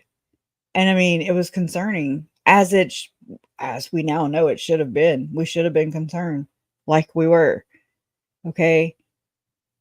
Because we're dealing with this Mormon mafia family here. Okay. And her brothers. Sorry. They're very upset about Charles's death. There was a lot of threats made to Lori. I feel like Kay could have handled this I want a to lot punch of her right different now. ways. I just And do. she could have gone and filed in court for JJ. I She could won't. have done things a lot of ways. She did But this not violent. very strategically and deliberately. This is somebody who's hurting and in pain because she's lost her brother, and I understand that. But this is a revenge situation. This is not this is something that could have been settled much quieter and calmly, and it didn't have to get to this level. Correct. Lori is the legal parent of both Tylee and JJ. She Because she shot Charles. Okay. With your eyes. Like this. has a right to live wherever she wants to live and raise them Correct. and not include anybody in their lives that she doesn't feel She don't have the right to take people's lives. is good for them. That's her right as a parent. She should not be forced to do any of the things that she's been asked to do. It's not What has she been asked to do? okay. Have you asked your sister where the kids Produce them? No, I've talked Nobody has a right to tell me how to produce my kids and just proof of life. And you see why. to her a couple of times. The first time I talked to her, everything is recorded, and I know she can't tell me. And I don't want to put her in a position that's going to make anything worse for her. I want her to know I love her and I support her, and she knows I love her and the kids. But I did tell her we were worried about her and the kids the first time I spoke with her. And she said to me, Y'all didn't hear that phone call. Just hear the one after she finds out the kids are dead. you know me, and you know I've always taken care of my kids. And I do know that. Awesome. I do know that. There you It's go. removed every doubt in my mind that she's done anything wrong. I know she wouldn't do that. That's just not who she is. And It is who she is. So is your brother. And it makes me wonder about how you think, how you view everything. It's concerning as all get out. And I don't think that that's right for you to have a effing platform to go sugarcoat everything. Like, oh no, everything's fine. Everything's fine. There's just 2 killers in our family, killed other people in our family. And I mean, that's just fine. Everything's fine. her children are everything. She's always put them first above everything. Every fight she ever had with Charles was about how he treated Tylee. And if he was not kind to Tylee, she would leave the house and say, if you can't get along with Tylee, we're not staying here. Oh my All God. she needed to do was show proof that the kids are alive and are well. Can you understand why she's refusing to do that? You know, it seems simple. It did to me. That's why when I was talking to our friend, if I said, if you see her, just tell her. That's what I would do. That's my advice. But I don't know what she knows. All I know is the woman that she is. I did not see any great change in Lori. I think the only change that happened was when she found out Charles was cheating on her. That ruined that marriage. Before she accused Charles of cheating, he never said one bad word about Lori ever. Not once. There you go. He never said anything. Then he started all of this. She thinks she's God. Tried to get her excommunicated from the church. JJ. He went to attorneys and said, "I'm scared for my life." The whole time he was texting us, calling us, trying to get Lori back. Finally, he said, "Tell Lori I'll drop all the court proceedings if she'll just come back and talk to me." Do you think she's in a cult? He was in a toxic relationship. No, we don't. I've spoken to people who live near Chad, and they say we follow Chad. They look at Chad like he's some sort of like they do with Messiah. Lori. Some people can do that if that's what they choose to do. Can They're you- entitled to their religious freedom and belief. That's the great thing about our country. We have religious freedom, and you can believe whatever you choose to believe. Yeah, you just can't He- practice them. I the don't know way Chad very well. in I've only met murder. him one time. I've never heard anything about him self-proclaiming to be a prophet or anything else of that nature, or trying to get people to follow him. But if somebody chooses to do that on their, Excuses. on their Now own, it's that's Chad's their fault. choice. I certainly would never do that. I follow the teachings of the Church of Jesus Christ of Latter-day Saints. Oh my God, They that's might the be most misguided. cult-like. That's the most cult-like phrase that ever comes out of their mouth when they say the church is true. I believe in the Church of Jesus Christ of Latter-day Saints, and whatever the prophet name, current prophet, the church believes. And I'm just like, oh my God. Oh. But right here, when she is defending Chad, yet this is where they do the whole double speak thing and say, right here, I don't know Chad very well. I've only met him once. Okay. In St. George, that was the initial time that Lori met Chad. That's the first time Lori met Chad. She was there, Janice was there, and allegedly Barry was there. And I had heard that Barry had given Chad his blessing, so to speak. That's disgusting. How I think about blessings, first off, or how they use them. It's weird. And I've only met him one time. I've never heard Wait, let me anything go back. about Chad. They look at Chad like he's some sort of messiah. Some people can do that if that's what they choose to do. Can They're you- entitled to their religious freedom and belief. That's the great thing about our country. We have religious freedom, and you can believe whatever you choose to believe. I don't know Chad very well. I've only met him one time. I've never heard anything about him self-proclaiming to be a prophet Me either. or anything else of that nature, or trying to get people to follow him. But if somebody chooses to do that on their, on their own, that's their choice. I certainly would never do that. I follow the teachings of the Church of Jesus Christ of Latter-day Saints. They might be misguided in their thoughts or thinking, but I don't think it makes them bad people. You don't think that Chad brainwashed her? No, he couldn't do it. It's He not did. possible. Or no, it you're wouldn't right. be possible. We can't speak intelligently about Chad and Lori. I think that, when you don't have any understanding, we didn't know anything about it. We didn't know we learned they got married Yeah, on the you did. news, Yeah, right? we didn't So know. we didn't know. We've never been invited to any of Lori's weddings, so this was Well, not we were- unusual for us. We were invited. We didn't go to any. I've never been invited to one, but that's fine. How has this last year affected your family? It's been devastating. It's been devastating. We've had a family that loved each other, that did everything together. We loved each other through good and bad. We had wonderful parties. They were all very clean. Charles said, I've never been to a party before without drinking. He didn't think it could be fun. He He did was say fun that. at the parties. All of us had a great time. We knew that there were, we all know each other's imperfections, but we were very close. It's been devastating not to see Tylee and JJ in such a long time. We loved them so much. And it's been devastating not to see Lori. And it was hard to hear about Alex from the police. We didn't know he'd gotten married. We didn't know he'd moved back to Arizona. So everything's not fine. That was very hard. So it's affected every part of our family. Is it fair to criticize her for being in paradise in Hawaii while there's a manhunt on for her kids? I mean, that didn't look good. It didn't look good. I No. agree. We agree. We didn't like the way it looked, but we knew that they weren't missing to her. That's a whole difference if your children are missing, or if they're not missing to her. Yeah, she wasn't like, oh, my kids are missing, I'm going to go on a vacation. That's Correct. a very different scenario. But Right. it's still hard to see because we know how much Tylee and JJ love Lori. They But want not to how be much with Lori their loves mom. them, JJ would say all the time, just mom, just mom. He wanted I want his mom to mom. touch his mom. So I don't like the fact that they're separated. I don't like that. But I don't know what the reason is, and it could be a wonderful reason. And maybe she's protecting them from something terrible. I don't know. But I do know that I have faith in her as a mother, that she's doing the best she knows how for her children.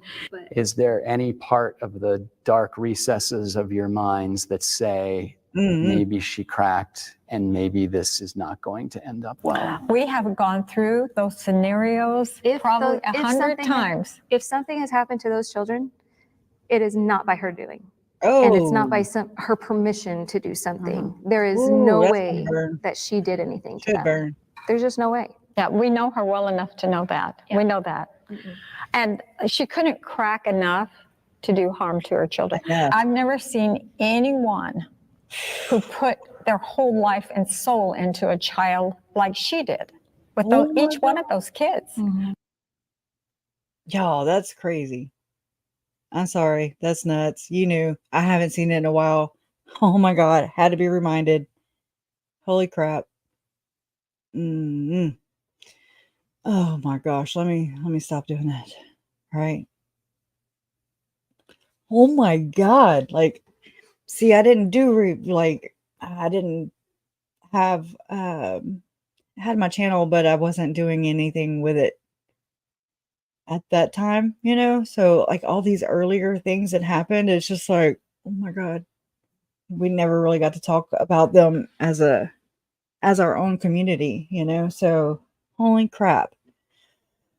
I think so too, Donna. Nate should have played that and then talked to her. Yeah. I mean, it's not just, oh, gee, golly, I'm wrong. I was wrong about my sister. It's like, oh, gee, golly, I helped participate. An unwitting participant, you know, according to the documents, the detectives in the documents. So it's like, yeah, that's true. I never thought about that aspect of it, but oh my God. Yeah. Great point. Great point. They are so self-righteous, you know? And that's just it, you know? It's like, it's everybody else's fault except for Lori's, except for theirs. They have no, I'm trying to think of the words, right? It's like with how their family operates, like we don't have the right to criticize it because, you know, they didn't do anything wrong. It's just Chad did something wrong. And so it's all Chad's fault. I'm sure it was all Joe's fault. I'm sure it was all Charles's fault. It's all Kay's fault. It's everybody else's faults except for their own. It's a learned behavior, I do believe. Like nobody in that close-knit family right there, immediate family, is self-reflecting, you know? I think I don't know, because I mean I've also read the documents about Stacy, just trying to get a better understanding about the makeup of the family, the, you know, how it led to here, how did we get here? So my nose itches, right? It's already been almost 3 hours. I don't want to go over that. Let's see. I gotta go look for something. Hold on, I'm talking out loud and I shouldn't do that. Y'all are like, what the hell is she saying? Oh, I don't know. This was something. After making a mistake, accept to it. We need to tell the truth. That is integrity, telling the truth and honoring promises no matter the I'll look for something consequences. else while that plays. Where'd it go? Oh, it's one I didn't finish. That's why. Evil people. That's how we got here. Yeah. Perfect people do suck. They just don't know that. They won't like, they're so short-sighted or something. I don't know. Sometimes we deceive and lie to avoid personal embarrassment. It is a sin to lie. A lie is any communication given to another with the intent to deceive.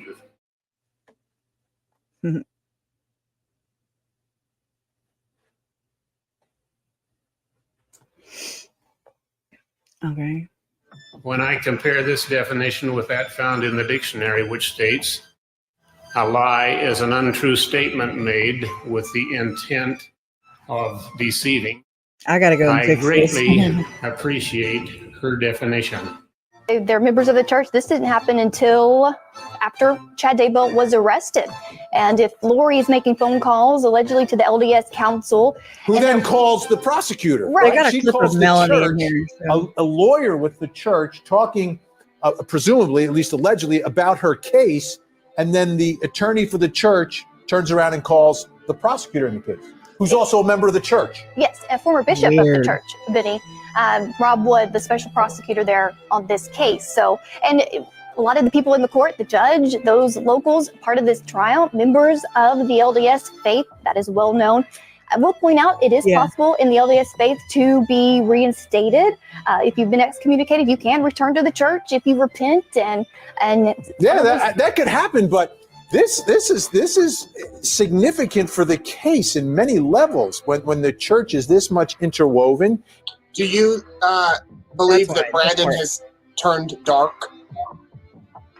No, and that's in that document, the terminology, the way I understand this is in our faith, you have, as you increase in becoming closer to your Savior and act on obedience and righteousness, you increase in light. And as you, make bad decisions or, invite evil things into your life, you're losing that light of Christ. I can't tell, we talk about in our religion the gift of spiritual discernment. And I think you look at the fruits of people to know for yourself, hey, is this a good person I want to have in my life? Is this a bad person? And never is there ever any ill intent if somebody is not making good choices in their life to do harm to them. Pray for them and you bless those who persecute you and use you. And that's how I view it. And I don't see children as being light or dark. We believe in the age of 8. It's the age of accountability when you're baptized. And, from then on, you can make decisions in light or dark, if you will. And that's just the terminology. I see that as the way these things are worded. It sounds terrifying, and they're stemming from bits of truth, I guess, that, we talk about in this, in our religion. And that's kind of where that comes from. So in talking with you guys, you seem like mainstream Latter-day Saints. I think a lot of people would watch this and think they're mainstream, but the writings are, I've been a lifelong member and I've never heard a lot of that stuff. And I think there are a lot of people that say, whoa, that's fringe. I also think Latter-day Saints are very uncomfortable with the word cult, because sometimes we're saying we're in a cult. You said earlier, Melanie, that you're not in a cult, but are you in a fringe group? Are you in a group that's not mainstream? We're Lori and Chad in a group that's not mainstream. Hang on one second. Oh, hang on one second. Right. So I wanted to show you all that because I've made this clip a long time ago, but because he made Eden ask her about Brandon and she said that about the kids. And I thought that was very weird. It's a very insightful This answer. much interwoven. Turned dark. Interwoven. Do you believe that Brandon has turned dark? No, and that's in that document, the terminology, the way I understand this is in our faith, you have, as you increase in becoming closer to your Savior and act on obedience and righteousness, you increase in light. Is that not the dark light scale? And as you, make bad decisions or, invite. So is she saying this about the kids, Tylee and JJ, and her two that were deemed dark? Or is she saying this about Brandon? It's like, because that was the question. Do you see Brandon as being dark? Evil things into your life. You're losing that light of Christ. I can't tell, we talk about in our religion the gift of spiritual discernment. And I think you look at the fruits of people to know for yourself, hey, is this a good person I want to have in my life? Is this a bad person? And never is there ever any ill intent if somebody is not making good choices in their life to do harm to them. Pray for them, and you bless those who persecute you and use you. And that's how I view it. And I don't see children as being light or dark. We believe in at the age of 8 is the age of accountability when you're baptized. And, from then on, you can make decisions in light or dark, if you will. And that's just the terminology. I see that as the way these things are worded. It sounds terrifying, and they're stemming from bits of truth, I guess, that, we talk about in this, in our religion. And that's kind of where that comes from. So in talking with you guys, you seem like mainstream Latter-day Saints. They I think a are. lot of people would watch this and think they're mainstream, but the writings are, I've been a lifelong member and I've never heard a lot of that stuff. And I think there are a lot of people that say, whoa, that's fringe. I also think Latter-day Saints are very uncomfortable with the word cult, because sometimes Uncomfortable is one thing, but whether it's true or not, that's a whole other. we're saying we're in a cult. You said earlier, Melanie, that you're not in a cult, but are you in a fringe group? Are you in a group that's not mainstream? We're Lori and Chad in a group that's not mainstream. They're like the record, right? It scratches. Okay, so I only have this much left to read, so it's literally right here at the bottom. Finish that and then we'll be out. We'll do a part 2. It's a lot. Okay, so Lori told Summer that after the shooting, she took Tylee and JJ away from the house. She took the rental car that Charles had loaded JJ into and drove to Burger King to get JJ food. She and Tylee then took JJ to school. Lori told her that they left the house without shoes, so they also stopped to buy some flip-flops at Walgreens, right? They then returned to the house and spoke with police. Summer agreed that Lori's actions were weird. Alex told Summer that after he shot Charles, he called 911 and then gave Charles CPR until the paramedics arrived. Summer indicated that she thought Alex called right away and there was no delay. So what does she have to say about that? Based on Summer's interview, I felt that she had no knowledge of what was going to take place on July 11, 2019. Lori had shared selective information with Summer that would cause her to believe that Adam and Charles were coming into town to cause her harm. What kind of family is this then, if you're thinking that? Like, whoa, This in turn caused Lori to worry about her sister. Nobody was worrying about the kids. It was apparent that Summer did not have any information about the relationship between Lori and Chad. Bullshit. Yes, she did. Or their belief system in which Charles's body had been taken over by evil spirits. It seems as though Summer was an unwitting participant in the events leading to Charles Vallow's death. Now, before we go, let me Google Edgar here. Okay. This is interesting. I gotta find a place to start.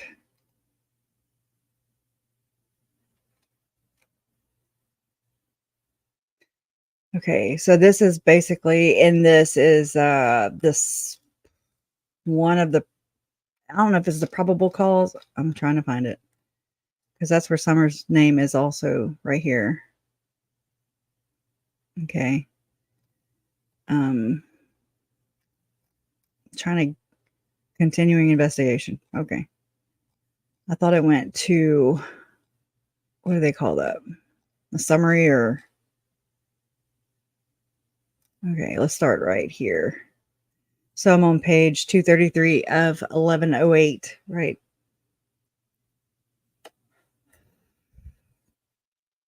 Okay. That's interesting right there. In Lori's iCloud account, Tylee was listed under, quote, my favorite with the phone number of blank. Crazy. That's just, ugh. Let's see.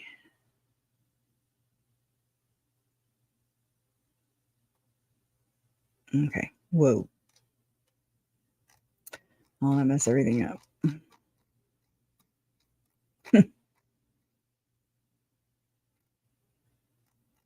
close.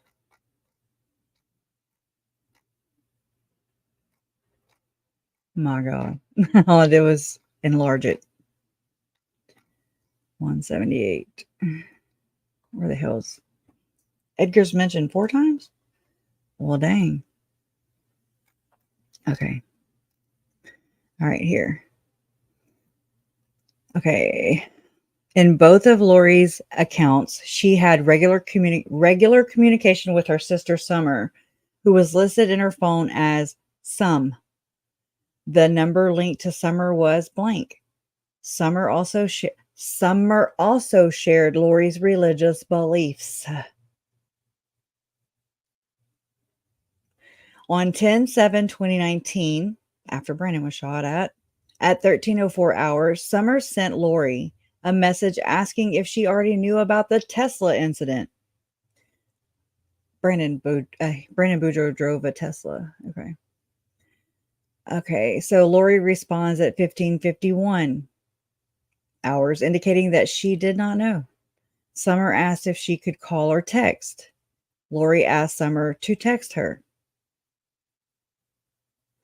The following is the text string as it appears. They put it in bold, not me. Just saying. Summer said, an incident that supposedly happened to Brandon sounds highly suspicious. Lori, Brandon's Tesla or the Tesla company? Summer, Brandon's. He claims someone shot at him and shot the window to his Tesla a few days ago. Police are looking into it. I'm thirsty.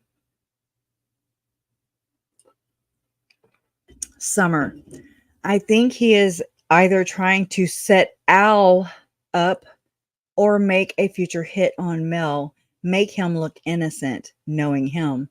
But who knows, knowing him. Sounds suspicious to me.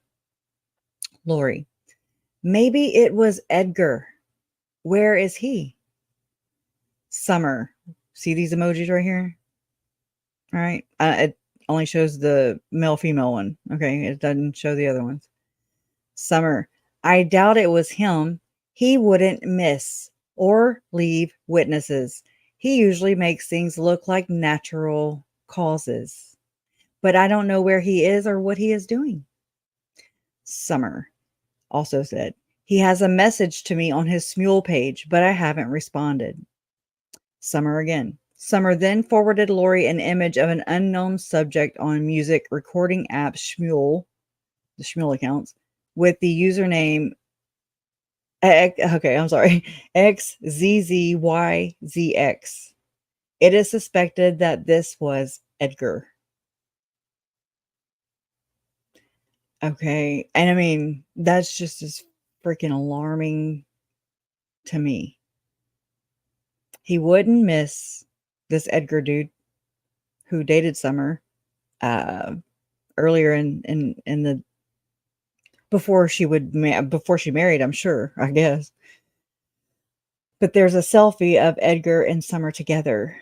Okay, and it looks like she's not in high school, if you know what I'm saying. So I don't know, and I don't know. I ain't trying to have retaliation on me or my family either. Any more retaliation, right? Because Summer said herself earlier, y'all saw it. This is about retaliation. Obviously, we know they project, so it's retaliation for them, in my opinion. But I doubt it was him, Edgar. I doubt it was Edgar because he wouldn't miss or leave witnesses. He usually makes things look like natural causes. And so, what is this supposed to mean? Please tell me what this means. He's a hitman, you know? So I guess that's what led police to miscellaneous information learned. A new iCloud account was created and wedding photographs were sent. Oh, I'm sorry. It says right here. I'm sorry. Searching Smule through Lori's iCloud account, I discovered that she was using this app to send songs or communicate with Chad Daybell as well. So when we say that they talk in code, they do. This was evident in the links that they would send to each other. Okay, let me do this again. I want to see where the other 2 spots are. unless they're all right here. Yeah. 1, 2, 3, 4. All right. Now let me go grab that picture real quick. Sorry.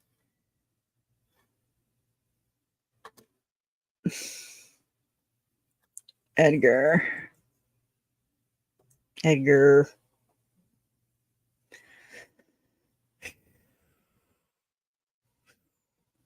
Mob mentality, right?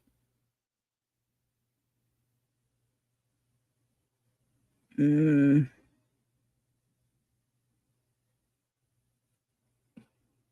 looking through my photos. What? Okay, I'll have to look up Summer because this was oh, that's Sister Razband. My bad. Because I've looked this name up before. Search results for "Love to Last Forever" by Zalema, right?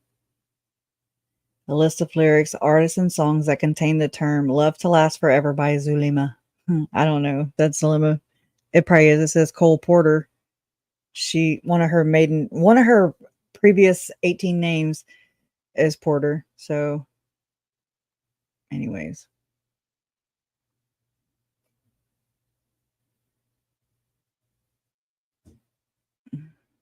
Okay, hold on. Let me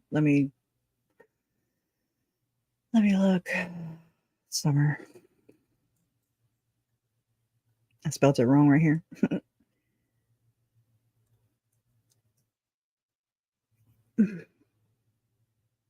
It doubles things too, so don't think I'm a freak. It doubles screenshots.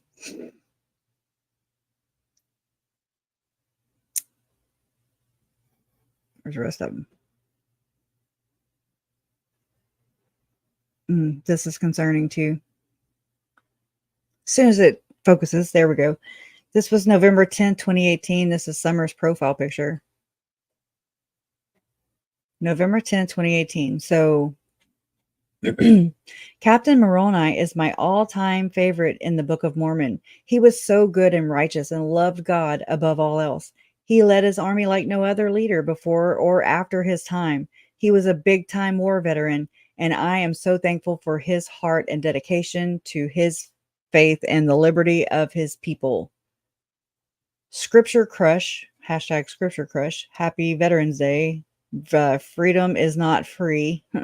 Thank you, veterans. Okay. Jason Mal is what I'm thinking of. Okay. And so this was about 15th or 16th of November is whenever Lori and Chad sealed as James and Elena, right? That's when James and Elena was born. So about a week before, a little over a week, or no, right at a week before Chad and Lori sealed in the temple and James and Elena was born. You know, she's scripture crushing over here. Oh, this too.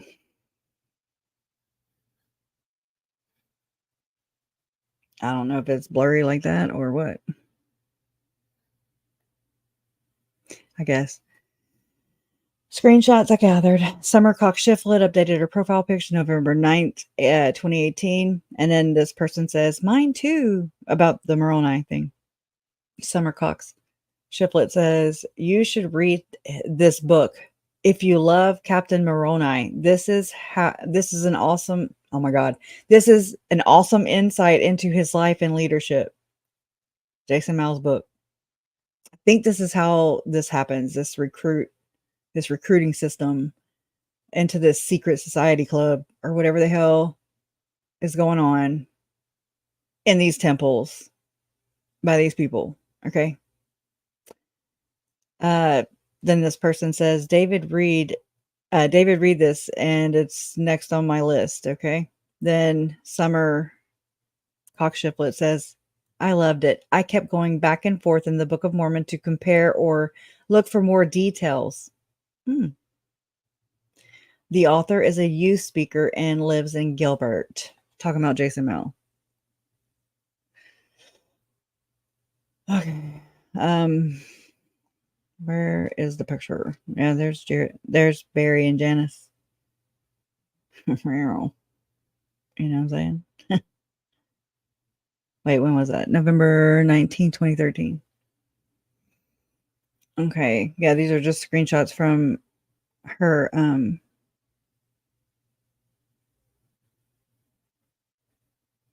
this is from Reddit.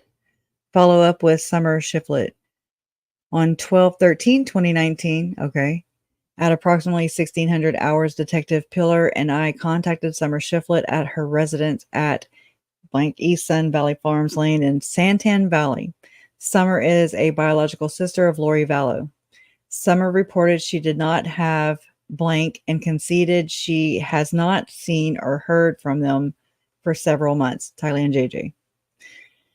Summer also stated she believed Tylee and JJ were in the care of Lori but were not endangered. Summer relayed she believed our attempt to locate Tylee and JJ was an attempt by Kay Woodcock to gain custody of Joshua. Detective Pillar encouraged Summer to relay to Lori that the police were not seeking to seize, I guess, Josh and Tylee. I don't know, or just, I don't even know if it's just JJ or what. Either way, that they were not seeking to seize the children away from Lori, but simply wanted to observe and speak with them either in person or via video call. Right? Oh yeah, I pulled reports, y'all. I mean, like the day after. I made this just the other day. It appears to me Summer and Lori were discussing the failed attempt on Brandon. Oh, about Edgar. Discussing the failed attempt on Brandon Boudreaux's life by Melanie Pulowski's uncle, Alex Cox, on October 2nd, 2019. The conversation focused on Alex's missed attempt. Lori appeared to act clueless while engaging in conversation with Summer. The intriguing part is how Summer Cox Shiflet's ex-boyfriend is unexpectedly brought into the discussion as another possible hitman. Oh, Edgar, right? Where is the picture of Edgar? Somewhere in here. I mean, I know where it is. I know where it is. I'll show that and then we'll go because it's been a long time. I know. But thank you so much for just being here. Here it is. Okay. Let me share this window. Oh. Where? Share this one. I hope it's showing. Yeah. Okay, good. So this is Edgar and this is Summer. And Summer doesn't look like she's in high school. So there's that. So why does she keep in touch with Edgar through the Schmuel account too? Yeah, I don't know what's going on here, and it's very alarming, and I don't get it. He's still not Chad Daybell though. That is nasty, big nasty. Anyways, yeah, because I do want to. There's all kinds of stuff. They're all intermingled, as you can see. They're all intertwined with Melanie Boudreaux, Brandon Boudreaux, Lori, and Idaho, and we got all the things everywhere. So there's so much more to dig into, but that is the most alarming thing I've shared before. I think I have it back here. Maybe, I don't know. I don't want to say, because I was looking through the text conversations too, and it's rather interesting. No, I don't have it back here. Of Summer saying, "You want me to kill him myself?" You know, I have a few choice words about that. So, yeah. I mean, again, I want to get to the bottom of this. I think that, I mean, Charles for sure deserves his justice too. It also brings justice to Tylee and JJ and Tammy. Okay. But it's because these people are not forthcoming. That, I mean, here we are 5 years freaking later and we still don't have all the answers. So that to me is concerning all in itself. So, I mean, imagine if we didn't, well, I can't say that. If we didn't have the police to get to the bottom of it, then we'd probably most likely not have murdered people, you know, because it took murdered people in order for police to step in, because these Summer, she sure in the hell didn't care It was all, it's everybody else. It's everybody else against her and Lori and the world. Janice too. Okay. So the apple doesn't fall far from the tree again. And then I'm glad I showed y'all that about Melanie Pulowski and how Nate Eden was like, okay, do you believe Brandon is dark? And she's like, she didn't answer that at all. She never answers that question. And she instead is talking about Brandon and then, or asked about Brandon. Then she goes into the kids. And so I'm like, uh-huh. And how it is mainstream. It is it's a very dark light. I mean, it's a basic general concept, it seems. But it's like the way these people go about, I don't know. I don't know. If it is mainstream, then holy shit. You know, everybody's dark, everybody's light, you know. Anyways. All right. Well, we will go on that. Oh, it's so good to just be here with you guys and visit. Okay, because we don't get to do that, it seems, anymore.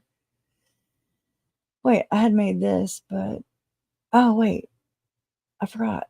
I was gonna make a video to this, but I forgot. I was gonna do it to where I had the thingy, my Speechify app read, like Lori says this, Summer says that, right, and just kind of put their pictures up to it as they're speaking, right? So, I haven't done that yet, but I did make these things. Maybe it was Edgar. Where is he? Right?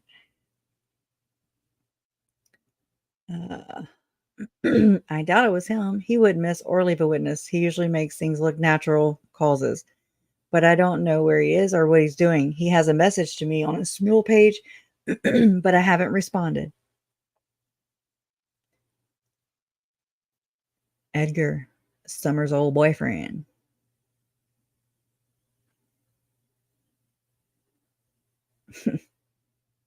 I've got so many questions, y'all. Oh, hello. Smule is a social media platform that allows users to collaborate with other users to create content. Think online karaoke.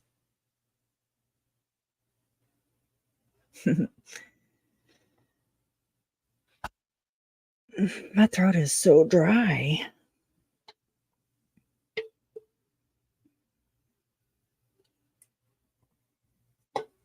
Yeah, I've been listening to like these recordings of Melanie and Brandon and oh my God, like the Yules and stuff that were Brandon and Melanie's friends and business partners with each other. And I mean, holy crap, you know, there's so many more things.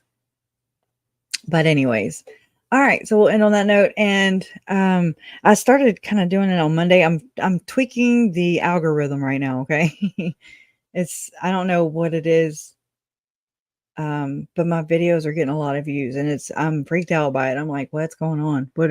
What's the formula? What's going on? No, it's not been like this for 3 years, I'll say, so I'm just like, what the hell happened? So I'm just trying to figure it out. So if you'll just bear with me, plus everybody's moving to damn Sundays, it seems. So I'm like, what the hell? It's my damn day. So anyways, again, the link to the document, or at least the 1108 page report document, the one that we accessed throughout this video, was the link is down below in the description box, and I'll have to go fetch the link to share from my Adobe or Dropbox, whichever one. It's in both. It's in all of them. But I'll share the Gilbert documents as well too. It won't be in there. Give me some time. I'm very slow. Hey, Web Sleuths. How are you doing? Oh, wow. That's interesting. We snuck into all the forbidden places. Yeah, I've been watching this channel called Paranormal Investigations, and they were at I woke up to this, okay? And they were at the Sally house, and I was just like, oh my God. I mean, it was, holy shit. It scares the shit out of me. Mm-hmm. Thank you. I don't know. It's another good situation that Lori and Chad put us into, right? I blame them. But anyways, all right, guys, I love you. And justice for Tylee, Charles, Tammy, JJ, and Joe. That hasn't changed, right? Love always wins. You guys are proof of this. And we'll try and do another live stream this week. Okay. This week sometime. You'll see it in the notifications, and I'll write down the time this time. That way I'm here on time. But anyways, bye guys. See you guys later. Oh, and go check out, I shared my woo-woo stories or whatever on Web Sleuths Saturday. It was very intimidating to share and just kind of get that off in one, well, for most of them at least, in one sitting or whatever. And I mean, I'm grateful for that because it did provide me a lot of healing in that aspect. So, it's just some people feel certain ways. I even did too. I'm like, oh my God, how am I having these experiences? And then Chad and Lori are having these experiences. What makes my experiences different than their experiences, And then Trisha was like, it's the intent, and you're not a murderous, what? So anyways, but check that out. And let's keep up with Megan too and see what's going on with her. And I think she's doing a lot of what's it called? Violence on men.